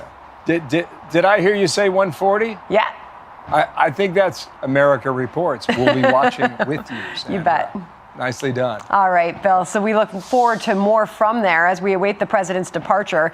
Iran is certainly hanging over the president's summit there in China as U.S. forces maintain a naval blockade against Tehran. So far, redirecting 65 commercial vessels and disabling 4. So all this as President Trump gets ready for a state visit with the leader of America's most powerful military adversary. Our coverage begins now. Connor Hansen reports on the economic impact. Lucas Tomlinson reports on the latest with the war in Iran. And Lucas joins us live in Dubai. Lucas, let's begin there. Hello. Well, good morning, Bill. Or I should say good evening in Beijing. Today, the government of Kuwait says it stopped 4 gunmen from Iran's Islamic Revolutionary Guard from infiltrating an island just north of Kuwait City. We have a map to share with you. And 2 of the gunmen, the Kuwaitis say, managed to escape. And this all comes just 2 days after Kuwait said it shot down a pair of drones from Iran flying overhead. A pair of drones were also shot down over the UAE that day as well, including recent attacks on U.S. warships. Bill, President Trump recently admitted the ceasefire is looking pretty weak right now. I would say the ceasefire is on massive life support, where the doctor walks in and says, "Sir, your loved one has approximately a 1% chance of living." As first reported by the Wall Street Journal, the UAE became the first Gulf state to join the U.S. and Israeli strikes in Iran after Iran has fired more than 2,800 drones and missiles here at the Emirates over the past few months, more than twice the volume than any other country, including Israel. President Trump's ambassador to Jerusalem says Israel has deployed its vaunted air defense systems here to protect the UAE. Israel just sent them Iron Dome batteries and personnel to help operate them. How come? Because there's an extraordinary relationship between the UAE and Israel based on the Abraham Accords. The blockade on Iran has lasted for more than a month, crippling Iran's economy, though Iran has shown a high tolerance for pain. F-18 Super Hornets like this one, flying from 2 aircraft carriers in the Arabian Sea, have helped warships enforce the blockade. And recently, a single F-18 Super Hornet, or a Rhino as the pilots call it, single-handedly disabled 2 Iranian oil tankers after shooting out at stacks with the guns. Bill? Lucas, good to see you. In Dubai, Lucas Tomlinson at his post there. Be sure to like and subscribe for all the Fox News latest on YouTube and catch full shows streaming now. I think that these people, they just don't pay attention. They don't want to pay attention to what's going on around. They like we try to give you guys information. We're not trying to convince you. You can always go check information. But if your mind is made up and like you seriously don't see the sexual harassment on the Democratic side, you seriously don't see Ilhan Omar telling you that her oath and loyalty belong to Somalia? You seriously don't see that Rashida Tlaib loyalty belongs to Palestinians, not to American citizens? You seriously don't see that illegal immigrants are getting the benefits that belongs to the American citizens? You seriously don't see a problem with that, and you still want to blame Trump and the Republicans for what's going on in our country? You're seriously telling me that you're paying attention to what's going on in this country, and you still support Democrats? You're going to tell me that Donald Obama, Hakeem Jeffries, it's actually a good leader for the Congress? You're really going to tell me that Democrats are kicking ass and they're making all this money for the American citizens? Every single one of them has said that they, my friend, they support illegal immigrants before American citizens. They give free health care for illegal immigrants, but they can't do it for American citizens. How does that work to you? How does that line up? How do you still support Democrats? Whether you like Republicans or not is irrelevant. Republicans are actually giving tax cuts. I just made, by the way, I'm in the lower class in society. I just made $12,000 thanks to President Trump's administration and the changes that they have made. So good for you that you are not on welfare, which I think you probably are. That's probably some bullshit that you're giving me here. But the fact that you support Democrats tells me that you are dependent on the government. Maybe your little fraud scheme is working out there for you, huh? Maybe you're over there partnering up with some Somalis or maybe some Chinese spies. Because apparently you are so gullible that you believe everything that Democrats tell you. But you don't believe anything Republicans tell you, huh? Isn't that funny how that works? It's crazy that your party is called the left, not the right. It's crazy how your party's symbol is a jackass, not a wise elephant. Isn't that crazy? It fits right in. And today, you are living proof that the Democrats are stupid. I'm going to tell you something. If you are a Democrat, but you haven't been known here, I will say, come to our side. Come to our side. The Democrats try to cheat, they lose. They try to imprison President Trump with all these false accusations. Now they're on the hot seat. They try to cheat by doing all this illegal redistricting. Now they lost the seats. Everything that the socialist Democrats touch turns into shit. Affordability is a socialist Democrat problem. High gas prices is a socialist Democrat problem. High prices for food, farmers being lost, is a socialist Democrat problem. Let's go ahead and throw $600 million for trans to get free laser hair removal in jail and free breast transplants or implants for transgenders in prison. That is the logic of the socialist Democrat, the stupidity that they have. And unbelievably, a lot of people follow that stupidity. It's unbelievable. How can you not listen and look at those things and say, doggone it, I didn't think about that. Oh, maybe you're right. Let me do some more research. The View goes on and says that President Trump says death to Democrats. Bullshit. President Trump never said that. Hey, look at this. Why did the Supreme Court reverse on Alabama district? Let's take a listen to CNN. They split a whole city into three to make black voters have less power. It's in the Constitution. Get over it. B. Ferguson and of your point 1896. Is, bring it. Because you're being utterly disrespectful. Not at all. Every voter in America, white, black, or otherwise, can go cast a ballot right now. A battle over redistricting that is playing out at the Supreme Court as Republicans and Democrats try to gain an edge in November's midterm elections. Today, the court's conservative majority cleared the way for Alabama to use a new congressional map that would eliminate a district currently held by a black Democrat. The Supreme Court offered no explanation in its order, which tosses out a lower court decision that blocked the use of that 2023 map. There's already voting underway in that state. They are planning to toss out that map, go with a new map that favors Republicans, eliminates a district. And then you have the President Trump, sending a message to South Carolina, your home state, Bakari, saying the South Carolina State Senate has a big vote tomorrow on redistricting. He says, Republicans, be bold and courageous, just like the Republicans of the great state of Tennessee were last week. Move the U.S. House primaries to August. Leave the rest on the same schedule. Everything will be fine. Get it done. So I want to take a step back and look at this from a 50,000-foot view, to be completely honest. I think Ashley and I have to wrestle with the fact that we are going to be the first generation to actually leave this country worse than the one that we inherited. There is a casual laughter from people we believe to be our friends on the right who are showing us true colors today, because the most sacred, or one of the most sacred acts you have in the United States of America is the ability to cast a ballot and elect someone and send them to Congress, the State House, or a mayoral seat that represents your interest. And now black folks throughout the South are being silenced. And I don't find that to be a laughing matter. I heard you say that people are losing representation. People are losing their voice.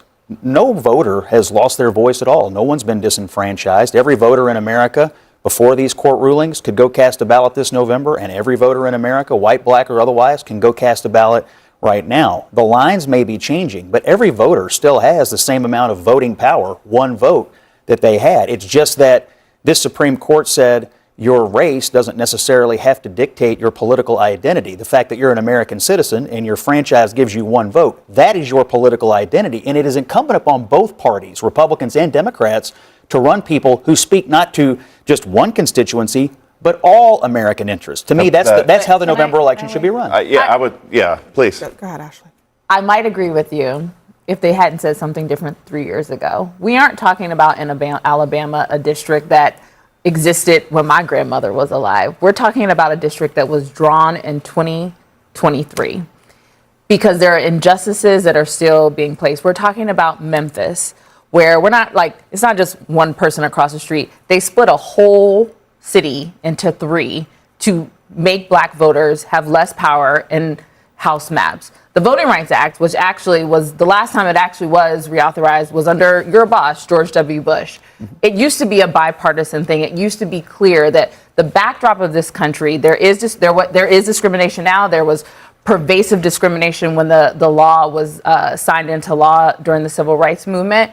We can all go into our partisan corners, but to act like what is happening right now is not a direct attack on black voters' power, black voters' ability to represent themselves. Now, we had this conversation yesterday, Scott. Black voters are allowed to elect whoever they want. And in 2024, they did. They elected a black Democrat in that new district in Alabama. That black Democrat went through a primary of 13 people, and black voters found the agency to come and decide how that primary now will be erased.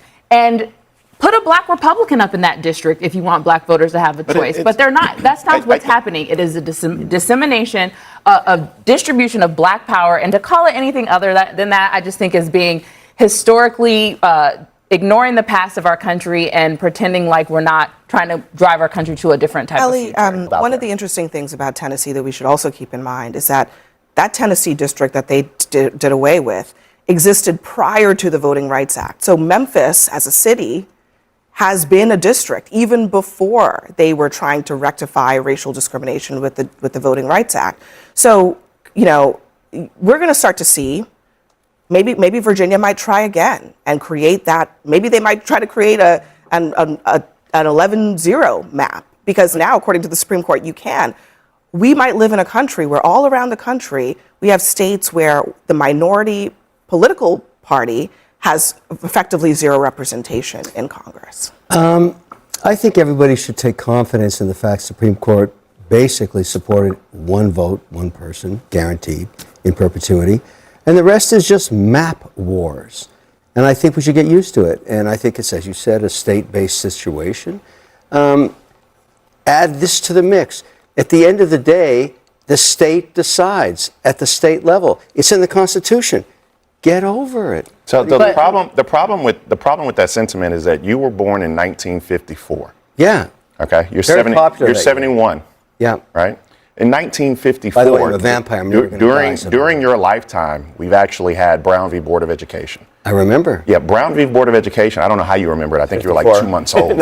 But I'm not finished yet. Let me finish my thought. Drill back to 54. Yeah, because you're still alive, right? And so there's an entire generation of people. Brown v. Board, it overturned Plessy v. Ferguson of 1896. My point is that my mother was born in 1951. She desegregated schools. My father was shot in the Civil Rights Movement. Those people. Let him finish. I'm going to finish because you're being utterly disrespectful. Not at all. So I'm going to finish this comment. So what I'm telling you is that there are people in this country who fought, died, and bled for the right to vote. Don't be a dick. Just understand. Okay. Bakari, just please. I'm not understand. a dick. I'm pointing something out to you. The Constitution is being upheld. Do you have a problem with that? Do you have a problem with the Constitution of the United States of America? Bakari, I'm going to stop you because I just want everybody to reset with a modicum of respect at this table. Please stop. I want you to understand that there is a price. There is a price that was paid for this right. There is a price that we uphold, and whether or not you value that, whether or not you value that or not. There are people who bled, sweat, and died and were imprisoned for access to the ballot box. And what we're seeing throughout the South is that their voice, their vote, their representation, and people who have lived experiences to represent them are not being sent to Congress or where they need to go. This debate, by the way, is happening among the justices. If you look at the Louisiana decision, the conservatives are saying, we've made great progress. It's time to let go of using racial discrimination. And that's why I utilize the description of and the liberal justices say exactly what you just said, Bakari, which is there's a history here that we're overlooking. But Ellie, I mean, the 3 years have passed since 2023 and 2026. Exactly. So it's not that long. All of a sudden, the country has made that much progress in 3 years. That's the criticism of the majority. Look, there's a famous quote by Ruth Bader Ginsburg, right? When the Voting Rights Act came. Who should have retired? When the Voting Rights Act came up, when she was on the bench, she said, the conservatives said, well, we've made great progress, so we don't need this anymore. She said, I'm paraphrasing, but she said, that's like getting rid of your umbrella in a rainstorm because you're not getting wet. Yes. And the question is it still raining? Is it drizzling? Is it clear? People differ strongly on that. And guess what? It can be clear one day and rain the next. And so that's the inconsistency. And the crazy part is, go ahead. I just want to point out the one person, one vote. I think, Bakari, us millennials will have to wrestle with how we're going to leave this earth, and I'm determined to leave it better than I found it.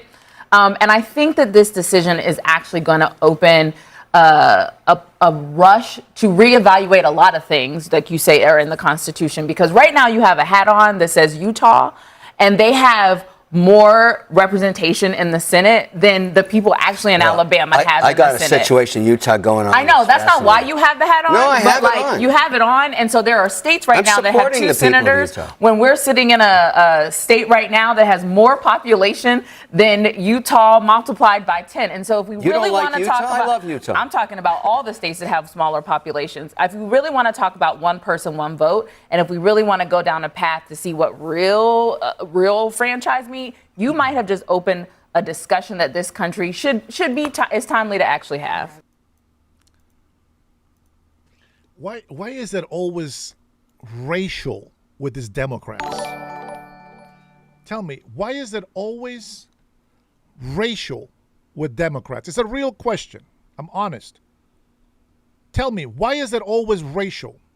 I can understand them saying, Democrats versus Republicans, right? I can understand that argument.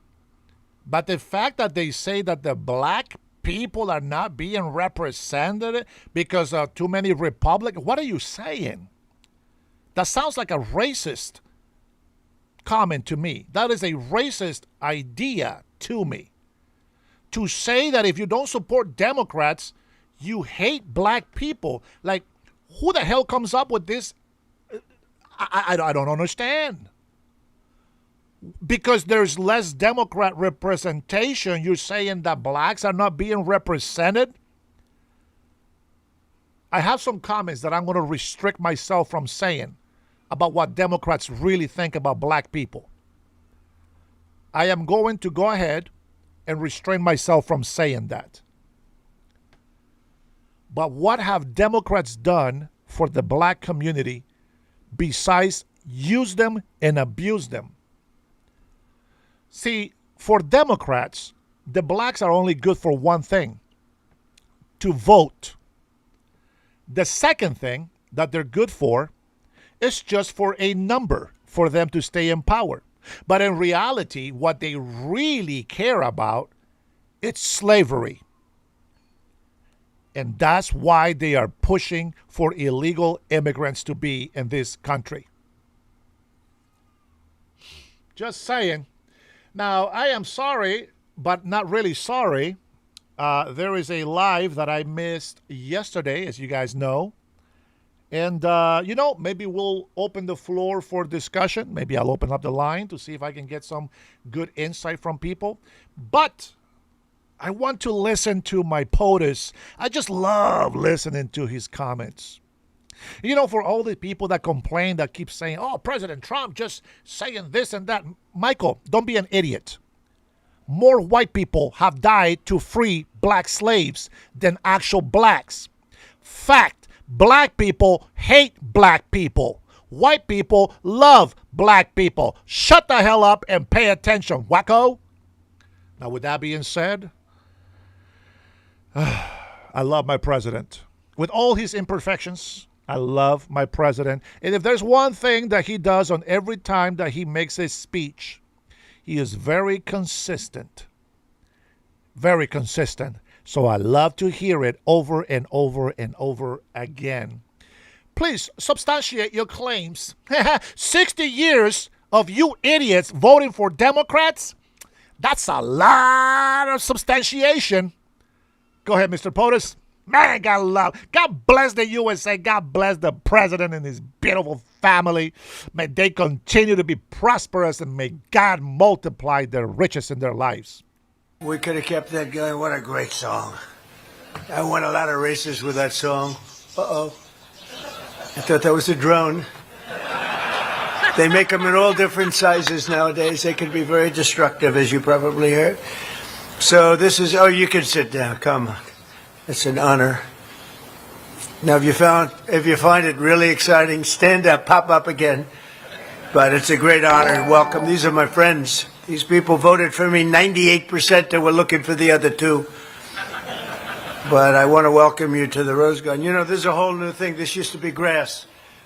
And took a little heat from my wife. She said, darling, what did you do with my grass? I said, people got tired of standing in mud. You know, the White House, you don't realize this, it's built on a wetland. So when it didn't have to rain. The grass was always soaking wet. If you had a news conference, the reporters who are back there, I think, the reporters, they walk out with their shoes. The female reporters in particular, they weren't thrilled.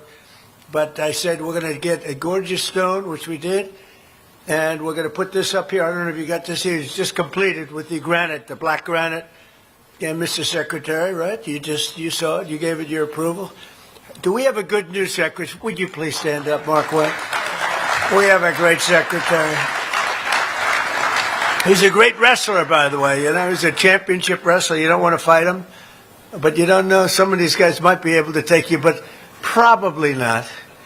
I would be very disappointed in you if that happened. But we're honored to be joined by Vice President J.D. Vance. Where's J.D.? J.D. doing a terrific job. Thank you, J.D. Interior Secretary Doug Burgum. Doug. And we'll be opening up the reflective pond. It's called the reflective pond. It goes from the Lincoln to the Washington Monument, and it goes all the way. It's 2,500 feet. Think of this. And President Obama, a man who was a great divider, he spent $54 million trying to fix it, and it made it worse. They've been trying to get it fixed for the last 40 years. So I got involved with Doug. They were going to spend, think of this, 350 to 400 million. You have to understand, it's longer than the tallest building in the world laying sideways. It's 2 Empire State Buildings, and it's almost 200 feet wide. It's a lot. It's a big area. It was going to take 4 years, and it was going to cost 350 to 400 million. I said, I think we can do it for less. So I called people that do swimming pools, and I said, go take a look at it. They were going to take stone out. They were going to put new stone in. It would have taken forever. It would have taken 3 or 4 years. That's before overruns and over cost. So they were for, think of this, 350 million without cost overruns and 4 years versus $3 million, and it'll be finished this week. Like, think of that. And somebody said, and by the way, a very sophisticated job. They ground the stone, they ground everything, they sealed it, they did a lot. They had to have a good base. And because I read in the New York Times, we just gave it a little paint job. This is not paint. This is highly sophisticated stuff. But I said, get me the heavy-duty industrialized, and it's thick. It's amazing, actually amazing stuff. It'll be good for 50 years probably. So somebody said, well, it's not the same job. No, it's better. It's going to be beautiful. And I think we'll have it open, Doug, next week sometime, next week, week after. So this would have been under construction for 4 years, cost all of that money. It would have been over $400 million with cost overruns, which of course are a normal cost of building if you don't know what the hell you're doing. And we did it for a couple of $1 million, and we did it in 1 week. I said 1 week. That's not including the preparation, which was 2 weeks alone, because it was so filthy dirty. We were getting complaints from people for years. It's been dirty and disgusting and rotting garbage in it. Terrible. We took away 16 loads of garbage out of that only 2 feet deep pool. So I just want to mention, because Doug has been great, and he went with me 100%. So we put this magnificent coating. It's almost complete. Not a paint job. New York Times, fake New York Times. I call it the failing New York Times. They're losing subscribers. They're losing subscribers so badly they don't know what the hell to do. But they said we did a paint job. We didn't do a paint job. The place would leak, and we're going to have it totally sealed. It's basically, if you think of a swimming pool, a heavy swimming pool coating, and the pool person said, "Sir, we're going industrial." What is industrial? It's a heavy duty. It can handle anything. And it's going to be beautiful, beautiful color. I picked American flag. See the blue? I picked American flag. It was called American Flag Blue. I couldn't make up my mind. I had a hard time. I was having a very hard time. And here the colors are, sir. There were like 70 colors. I said, couldn't you give me 3? 70 is a lot. They had every color you could imagine. And they called them, and I looked and looked. I said, what is this? Sir, that's American Flag Blue. I said, I'll take that one. And I think it's going to be beautiful. And you're going to see something. So this is 1922 it was built, and it was broken for most of the time.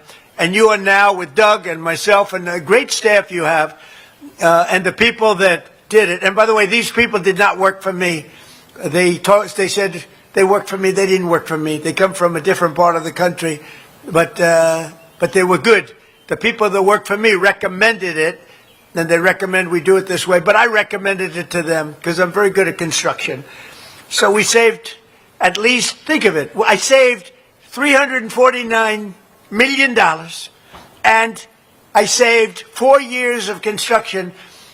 And the New York Times said I didn't bid it. I didn't bid it. It's unbelievable.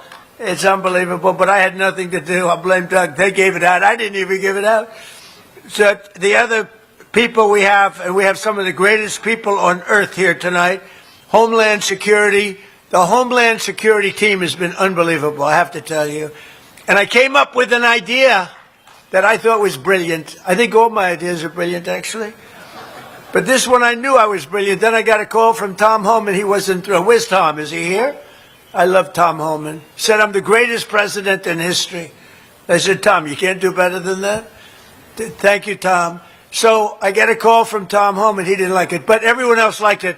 I wanted to change the name of ICE, which is a tough name, you know, to NICE.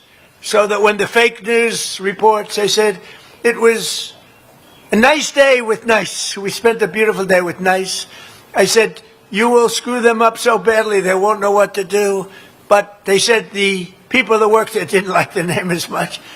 I love the name. Hello, Janine. How are you doing? I love Janine. One of the greats of all time, in my opinion. I lived in New York when she was the toughest DA. Toughest fair DA. We had some tough ones, but they were crooked DAs, like, sort of, I would say, like a dirty cop, like Comey was a dirty cop, you know, and others were dirty cops. She was a clean cop, but she was tough and fair. So we have Secretary of Homeland Security, Mark Wayne. So stand up again, Mark Wayne. You love standing up. We have a man who's doing a great job, I'll tell you. I knew it, because he kept me out of jail for years. Acting Attorney General Todd Blanche. He kept me out of jail. They would indict me left and right. The crooked Democrats. You know, it's amazing. They impeach me, they indict me, and then when I get in office, if I say something like, well, maybe that should be looked into. Weaponization. I go through court cases. I win them, but because they were fake indictments. But when I even mention, like I said the other day, that some of that stuff should be looked into, they said, weaponization. He's a terrible human being. Weaponization. Right, Cash? They blame me for weaponization. They are a crooked bunch, and we want to keep it the way it is. What we have now, we have great law enforcement now. We have law enforcement that loves our country, not law enforcement that's sick and dangerous. White House Deputy Chief of Staff Stephen Miller, who's fantastic. Stephen, thank you, Stephen. He's great. He's an MVP candidate. That's all I can say. FBI Director Kash Patel. Does he get enough publicity? If you could get a little more publicity, it would be very... Thank you, Cash. DEA Administrator Terry Cole. Oh, what a job Terry's doing. What a job Terry's doing. So Terry, you know, with all of them, Cash and Janine and everybody, we took Washington, D.C., which was a very, very dangerous place. Horrible. It was dangerous to it for 4 years under the Biden administration. Sleepy Joe. And we took it from a really dangerous, horrible situation into one of the safest cities anywhere in our country in a period of really a few months, and now it's just continued. And we have crime down by 90% in Washington, D.C., and I want to thank the National Guard. I want to thank our park police. I want to thank Doug Burgum. I want to thank Cash and Janine. I got to thank Janine. If I didn't thank Janine, I'd be in very big trouble. But you did a great job, everybody. We're proud of you. Look, the fake news just showed up. They missed the best part. I want to thank also a friend of mine, Secret Service Director Sean Curran. I see you back there, Sean. Thank you very much. And I thought you did a great job 2 weeks ago. You know why? Because I'm here, okay? We consider being here a success. And I tell you what, your people are all over the place. You know, you got a little, no matter how well you do, they're going to find fault. But I will be the one to find fault if I think there was fault. They had great professional people, and they came out, and within seconds, I saw them take JD by the shoulders and lift him up like he was a little boy. I said, how come they didn't lift me up so fast? They lifted JD, got ripped out of the chair. That was a view of the week. But they did the job, JD, right? I think so. The director of the U.S. Marshal Service, Gaddy Saralta. Gaddy, where are you, Gaddy? Great job. And you, with what you've done in D.C., the whole team.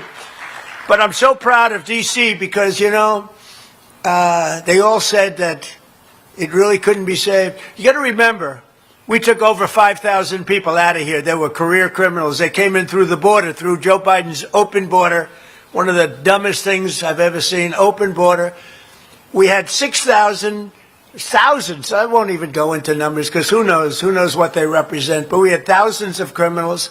We had numerous murderers, people that were in for murder, people that were taken out of jails. They murdered more than one person, and we got them out of here. We got them out, and overall, I think we took over 5,000 people, career criminals, out of D.C. And one stat that's really good, that 2% of the people create 92% of the crime. And I love that stat because we can solve that problem. We get rid of 2% and you get rid of your crime. And that's essentially what we did. We took a large number of people, but not incredibly large. We got them out, and now we have a safe place. And, you know, people that work in the White House, whenever I'm out, I have people come up to me and they say, thank you, sir. And I almost know what they mean. They say, thank you, sir. And I said, I think I know. Go ahead. Thank me for what? You made Washington, D.C. safe. We live here. We couldn't leave our apartment. We couldn't go out to dinner. The restaurants were closing.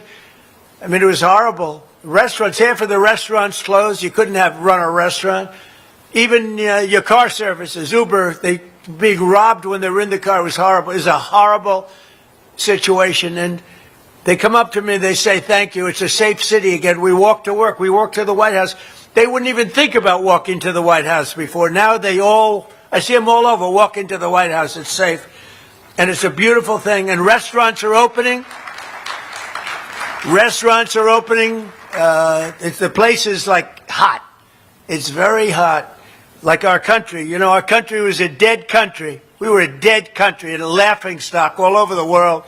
1.5 years ago, we were dead as a doornail. We had no future. Our country was laughed at, disrespected. Our president was disrespected. He couldn't walk without falling down the damn stairs. I said, you know, some people thought it was funny. I didn't like it. I didn't like watching it. Should have never been there. And I'm very careful when I walk, by the way, because if I ever fall, the fake news they're going to have, that headline will go on for years. You know, sometimes like I walk out of the plane late. I'm not looking to set any records. You go nice and easy. But we had a guy who's just, what a horrible president. We had a few of them, but he was a beauty. And we have safe now. We have a country that's respected all over the world. So think of it. We were a dead country 1.5 years ago. And now we're the hottest country anywhere in the world. There's nobody close. And our military is great. We are kicking ass. Another great guy, ATF Director Robert Cicada. Robert, thank you very much. Thank you. Thank you, Robert. Good job. And Chief of the U.S. Park Police, Scott Brecht. Where's Scott? Scott? Thank you, Scott. All the way back there, Scott. That's very nice. And I'm pleased to report that the U.S. Park Police Officer, Ryan McDermott, who recently took a bullet in the line of duty, will soon be returning to work, getting better. He's going to be all 100% in a short period of time, so we want to pay our respects to Robert. We're grateful also to be joined by the President of the National Fraternal Order of Police, Patrick Yost. I'll tell you how I know Patrick. I'll tell you know what I'm going to say, Patrick. I got a call early on. I said I'm going to run. I ran the first time I won. I ran the second time. I won by even more. Unfortunately, they rigged the election. And then I said, because we did so good, I said, well, if I didn't think we did, I wouldn't have run.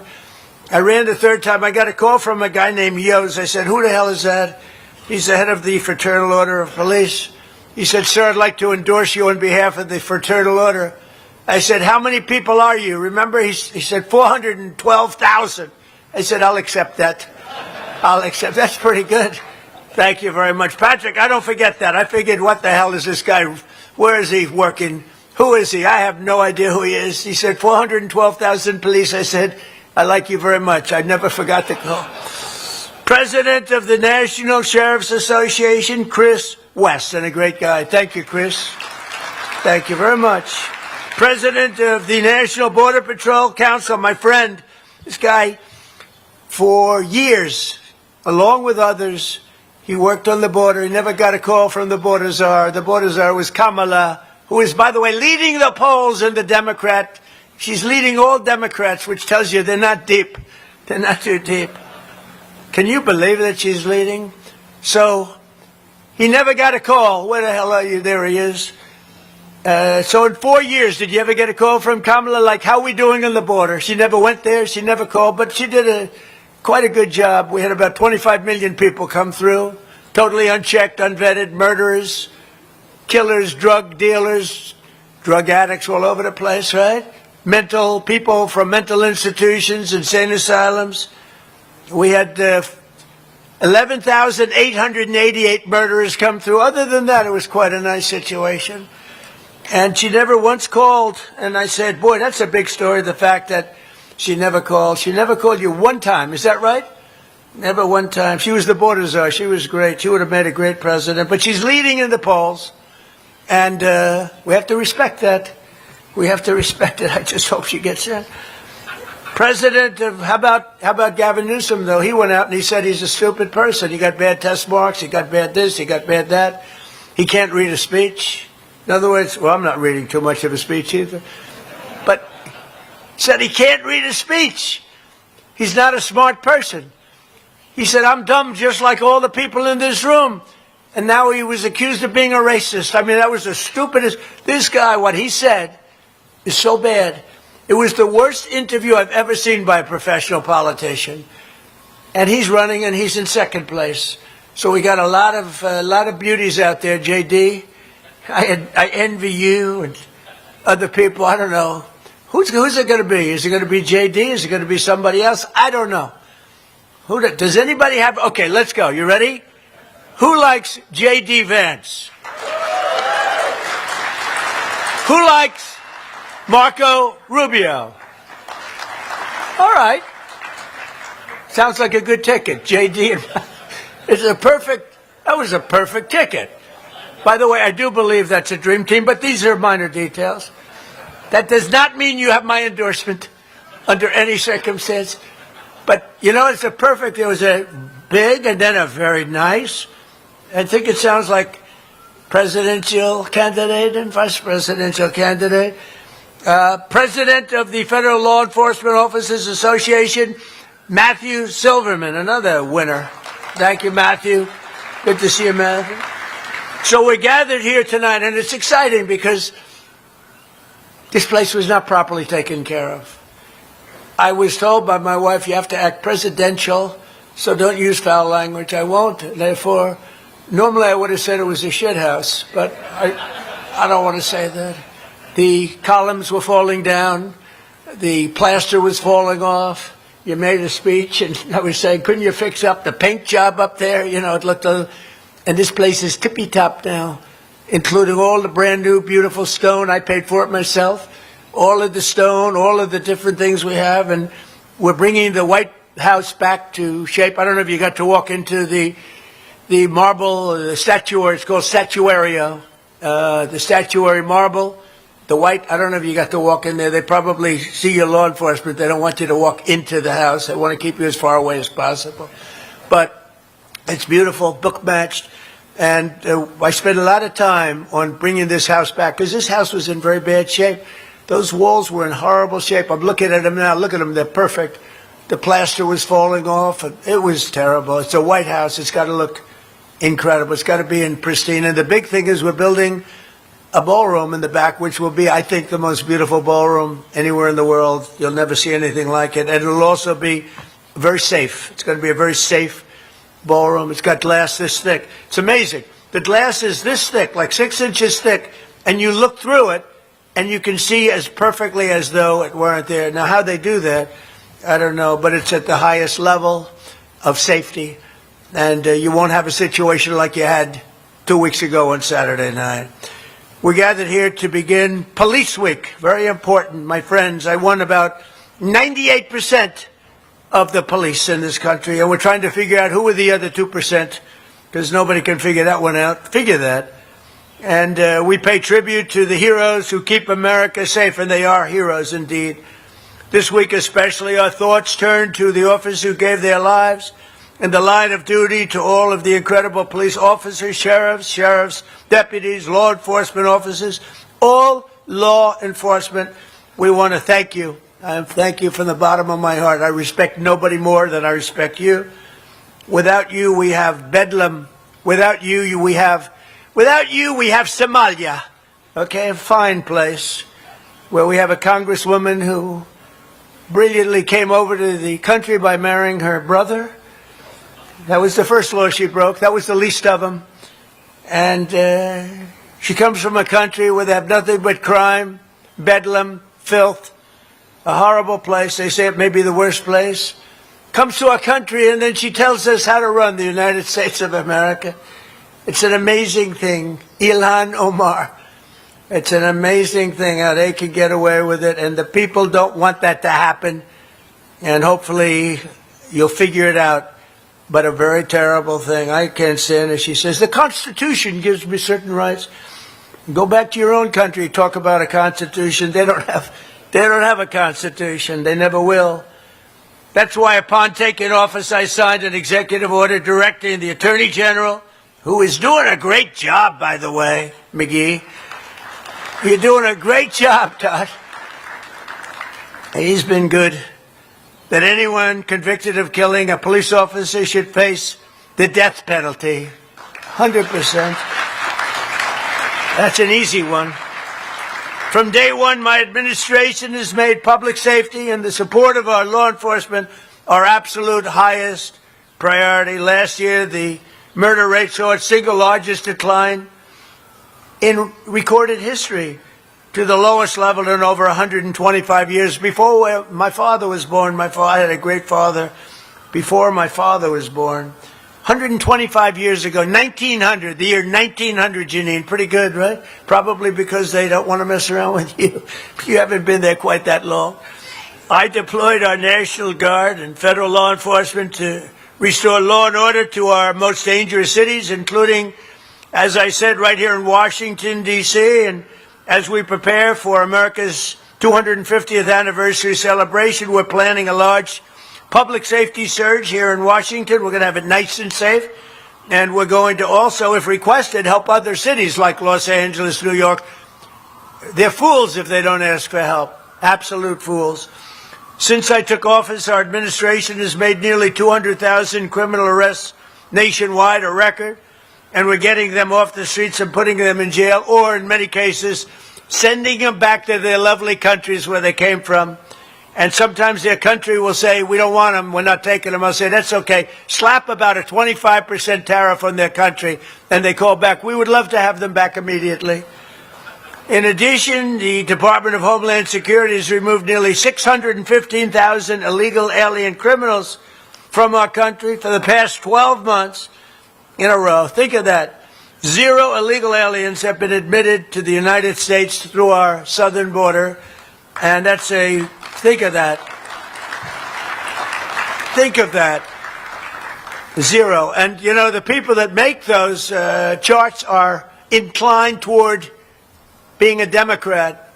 Or a new name I came up with yesterday was a Democrat, because I was talking about this guy. And I think that could be a good one. You know, I've come up with some extraordinary names.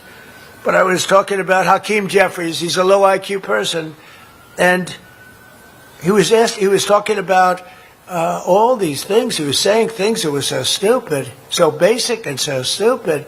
He called our Supreme Court illegitimate. I don't agree with our Supreme Court all the time, I can tell you that. But you can't call it illegitimate. If I ever said that, you can imagine what would have happened. But there wasn't a big stir.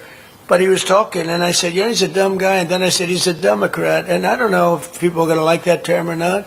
It maybe catches on, and maybe it doesn't, but it's true. Their policies are insane, and they would drive our country into ruin. And we've got to do great in the midterms. And if we don't, they will do everything they can to destroy our country. There's something wrong with them. The flow of deadly fentanyl across our border is down, by the way, by over 60%, which is a record. Nobody ever thought it was even possible. And coming in by sea, it's down by 97%. And again, we're trying to find the 3% because we consider them to be among the bravest people anywhere in the world. Anybody willing to get into one of those boats after what they've witnessed, we would consider them to be among the bravest in the world. These gains have been the result, and what a job our military and others are doing with respect, is that right, Paul, with respect to drugs coming in by sea, meaning drugs coming in by water, by the ocean, by the sea. A lot of people don't know what I mean by sea. They think I'm talking about vision. I'm talking about sea, like the sea. These gains have been the result of our administration bringing together law enforcement at every level through our new Homeland Security Task Force, including ICE, or as I call it, NICE, CBP, Homeland Security, the U.S. Marshals, the ATF, the FBI, and state and local police are all incredible patriots. They're incredible people.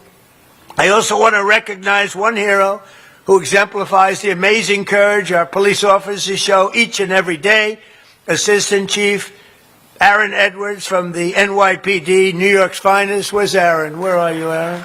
Great. Hello, Aaron. Good-looking guy. I love the NYPD. They're great people. They've got to be respected by our elected officials. They have to be respected. Last March, he was on duty when there were clashing protesters outside of Gracie Mansion, and 2 radical Islamic terrorists threw explosive devices into the crowd, violently into the crowd. He reacted instantly, jumping over a metal barricade and sprinting to apprehend one of the men. As fate would have it, this 23-year-old veteran of the New York PD was inspired to join the force when he saw police running into Twin Towers on September 11th. It had a profound impact, 2001. And now he's helped arrest terrorists from all over the world, some really bad ones. So I just want to say, Assistant Chief Edwards, I want to thank you very much. I've heard about your record. Your record is very legendary. Congratulations. Thank you very much. That's great. So this Police Week, we pray for the families of our fallen officers, those great, great families. And we thank the heroes who wear the badge and risk their lives every day on behalf of our nation. You are restoring the foundation of law and order for our country and to our country. You're amazing people. You don't really understand one thing. You don't know how much respect. People respect you. They love you. You don't hear that, but they all feel it. I know it, and they tell me about it all the time, as much as anybody else and more. So I just want to welcome you as great professionals, as unbelievable people and patriots to the beautiful White House, the new and improved White House. And it's an honor to be with you. And I said, I'm very busy tonight. I don't have time for dinner. And they said, oh, it's the police we're honoring. Oh, I'll have dinner. So I'm going to join you for dinner. Is that okay? I'll set aside the Iranians for an evening. I'll put the Iranians aside and we're going to have a little dinner. So I want to thank you all. You're really specially just amazing people. Thank you very much for being here. Thank you.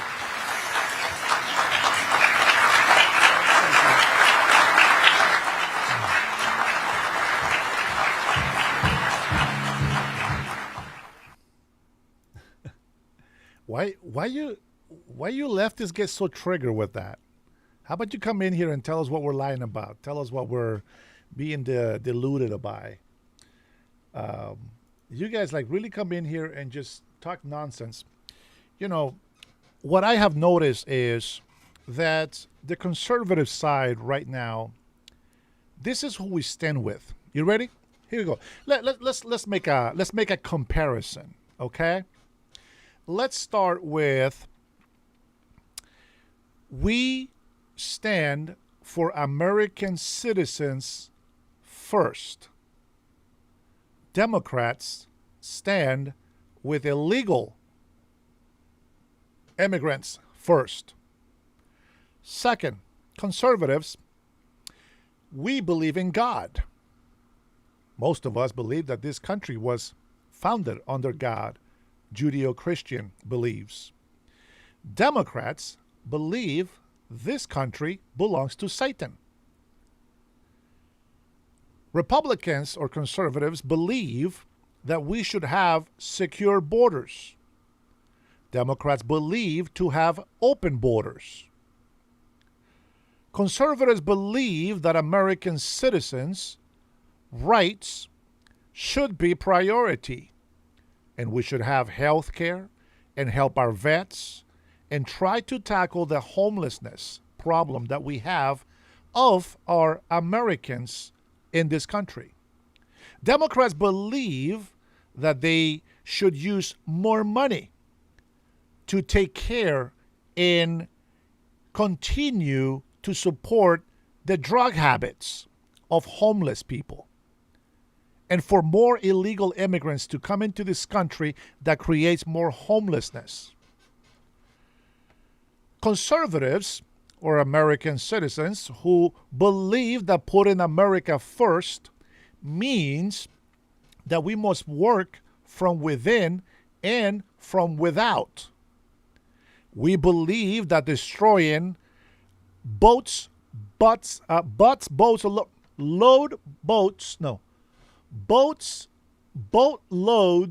of drugs. Yeah, there you go. Boatloads of drugs, literally boats full of drugs, should be destroyed coming into the United States of America. Democrats believe that these fishing boats should have been allowed to reach our border and come inside the country through an open border.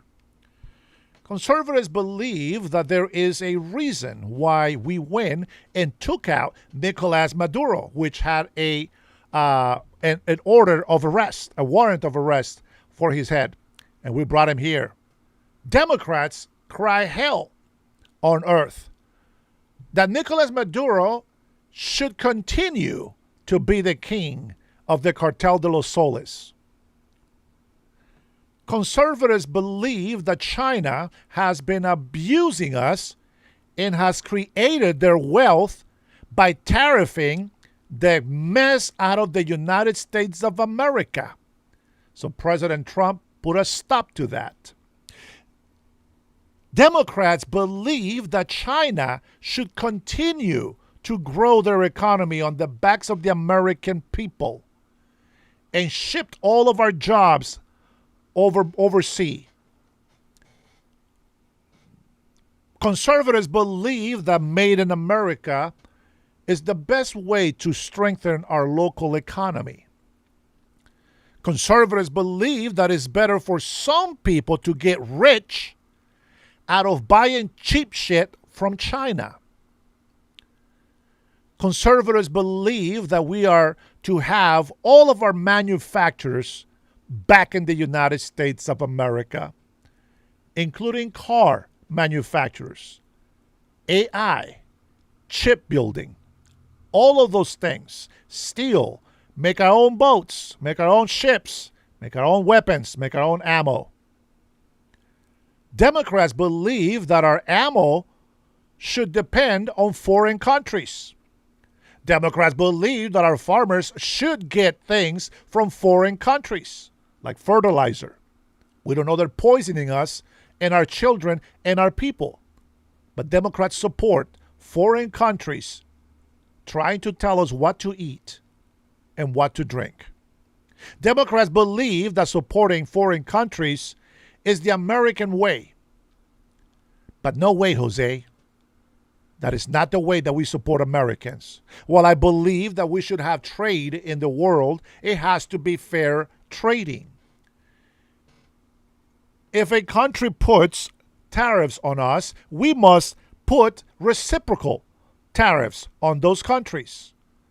This encourages for countries to invest and also be able to collect. But it has to be fair. Conservatives believe that helping Ukraine and any other countries is not giving away our economy to those countries, but instead provide assistance, granted that they can pay for it. And if there is a benefit for us, then we will help them even more. Democrats believe that the Ukraine should have $200 billion for free with no return. They believe on giving away money with no return. Conservatives believe that helping Argentina with $40 billion to save their economy was an investment which we got back in return. Democrats believe we are just wasting money, but forget about Ukraine. Conservatives believe that we are not going to allow any longer a terrorist organization to continue to scream death to America and continue to say that they are building missiles that can reach the United States of America. And all of these threats that they've been making for the last 47 years and this Cold War that they have on us for 47 years, the conservatives believe no more. And that's why we voted for Trump, so that he can make those hard and tough decisions. Democrats believe that the Iranian terrorists should be welcome in our nation and should be helped by sending $600 million in cash, in pallets, from Barack Obama, plus billions in assets unfrozen, pretty much declaring our own demise. It's very interesting how the mind works. And the most important thing that I will make, and this is because I love the second chance that God has given us. God has given us Jesus Christ so that we may be saved. And we love Israel. Israel has given us the Golden Dome technology. Israel has been fighting every time that we call on our allies to come and help us. NATO, for example, says no. We ask our NATO allies to let us use their base, not their military, not their money. Just let us use the base. They said no. And we give them $1 trillion for that organization to exist, plus thousands of soldiers in each one of their countries. And they still said no. Israel don't give a shit. Israel wants to have peace in the Middle East. So they are willing to do what it takes to get that done. Qatar wants to trade with Israel. Other Arab countries who are not extreme terrorist Muslims want to deal with Israel. and only Israel, when we say, we need your help, Israel said, yes, sir. Let's go, United States of America. And that, my friends, is a huge difference. So we will always stand with Israel. Democrats, however, believe that Gaza, the Hamas, is the good people, the ones that behead those who speak against them, the ones that get shot for speaking their minds. Democrats believe Sharia law should rule over the United States of America. How do I know? They keep voting these fools into office, and they keep defending these terrorist groups. It is the Democrats who continue to say that Iran has won this war and continue to doubt and to fight against our own military of this great United States of America. Conservatives fight for the law to be enforced and for the innocent and law-abiding to be protected. But Democrats continue to defend criminals, terrorists, fraudsters, scammers, and they themselves are scammers and fraudsters themselves. They are truly, truly, truly traitors to this nation. Conservatives believe on joining Latin America. 18 Latin American countries have joined the United States on a fight for cartels. Democrats go to Cuba and give them oil to the Communist Party. They go to Mexico and work with Mexico and Nicaragua and some of the Venezuelan communist regime to still work against our country of the United States of America. So I say to you, my patriots, what is it that we're supposed to do in our country? Where does your loyalty lie? I gave you all these facts for a reason. For people keep coming into our lives, your life. Not just my podcast, but other conservative podcasts. Now, mind you, there's a lot of conservative podcasts out there that they don't know half of the shit that they're talking about. But that's okay. They are trying to tell the truth. And I'm okay with that. But I tell you what, I, as a migrant that came from a third world country, I know how great this country is. And I know that whether you're a Republican or Democrat, this corrupted politician government have been lying to us. And I give you the benefit of doubt.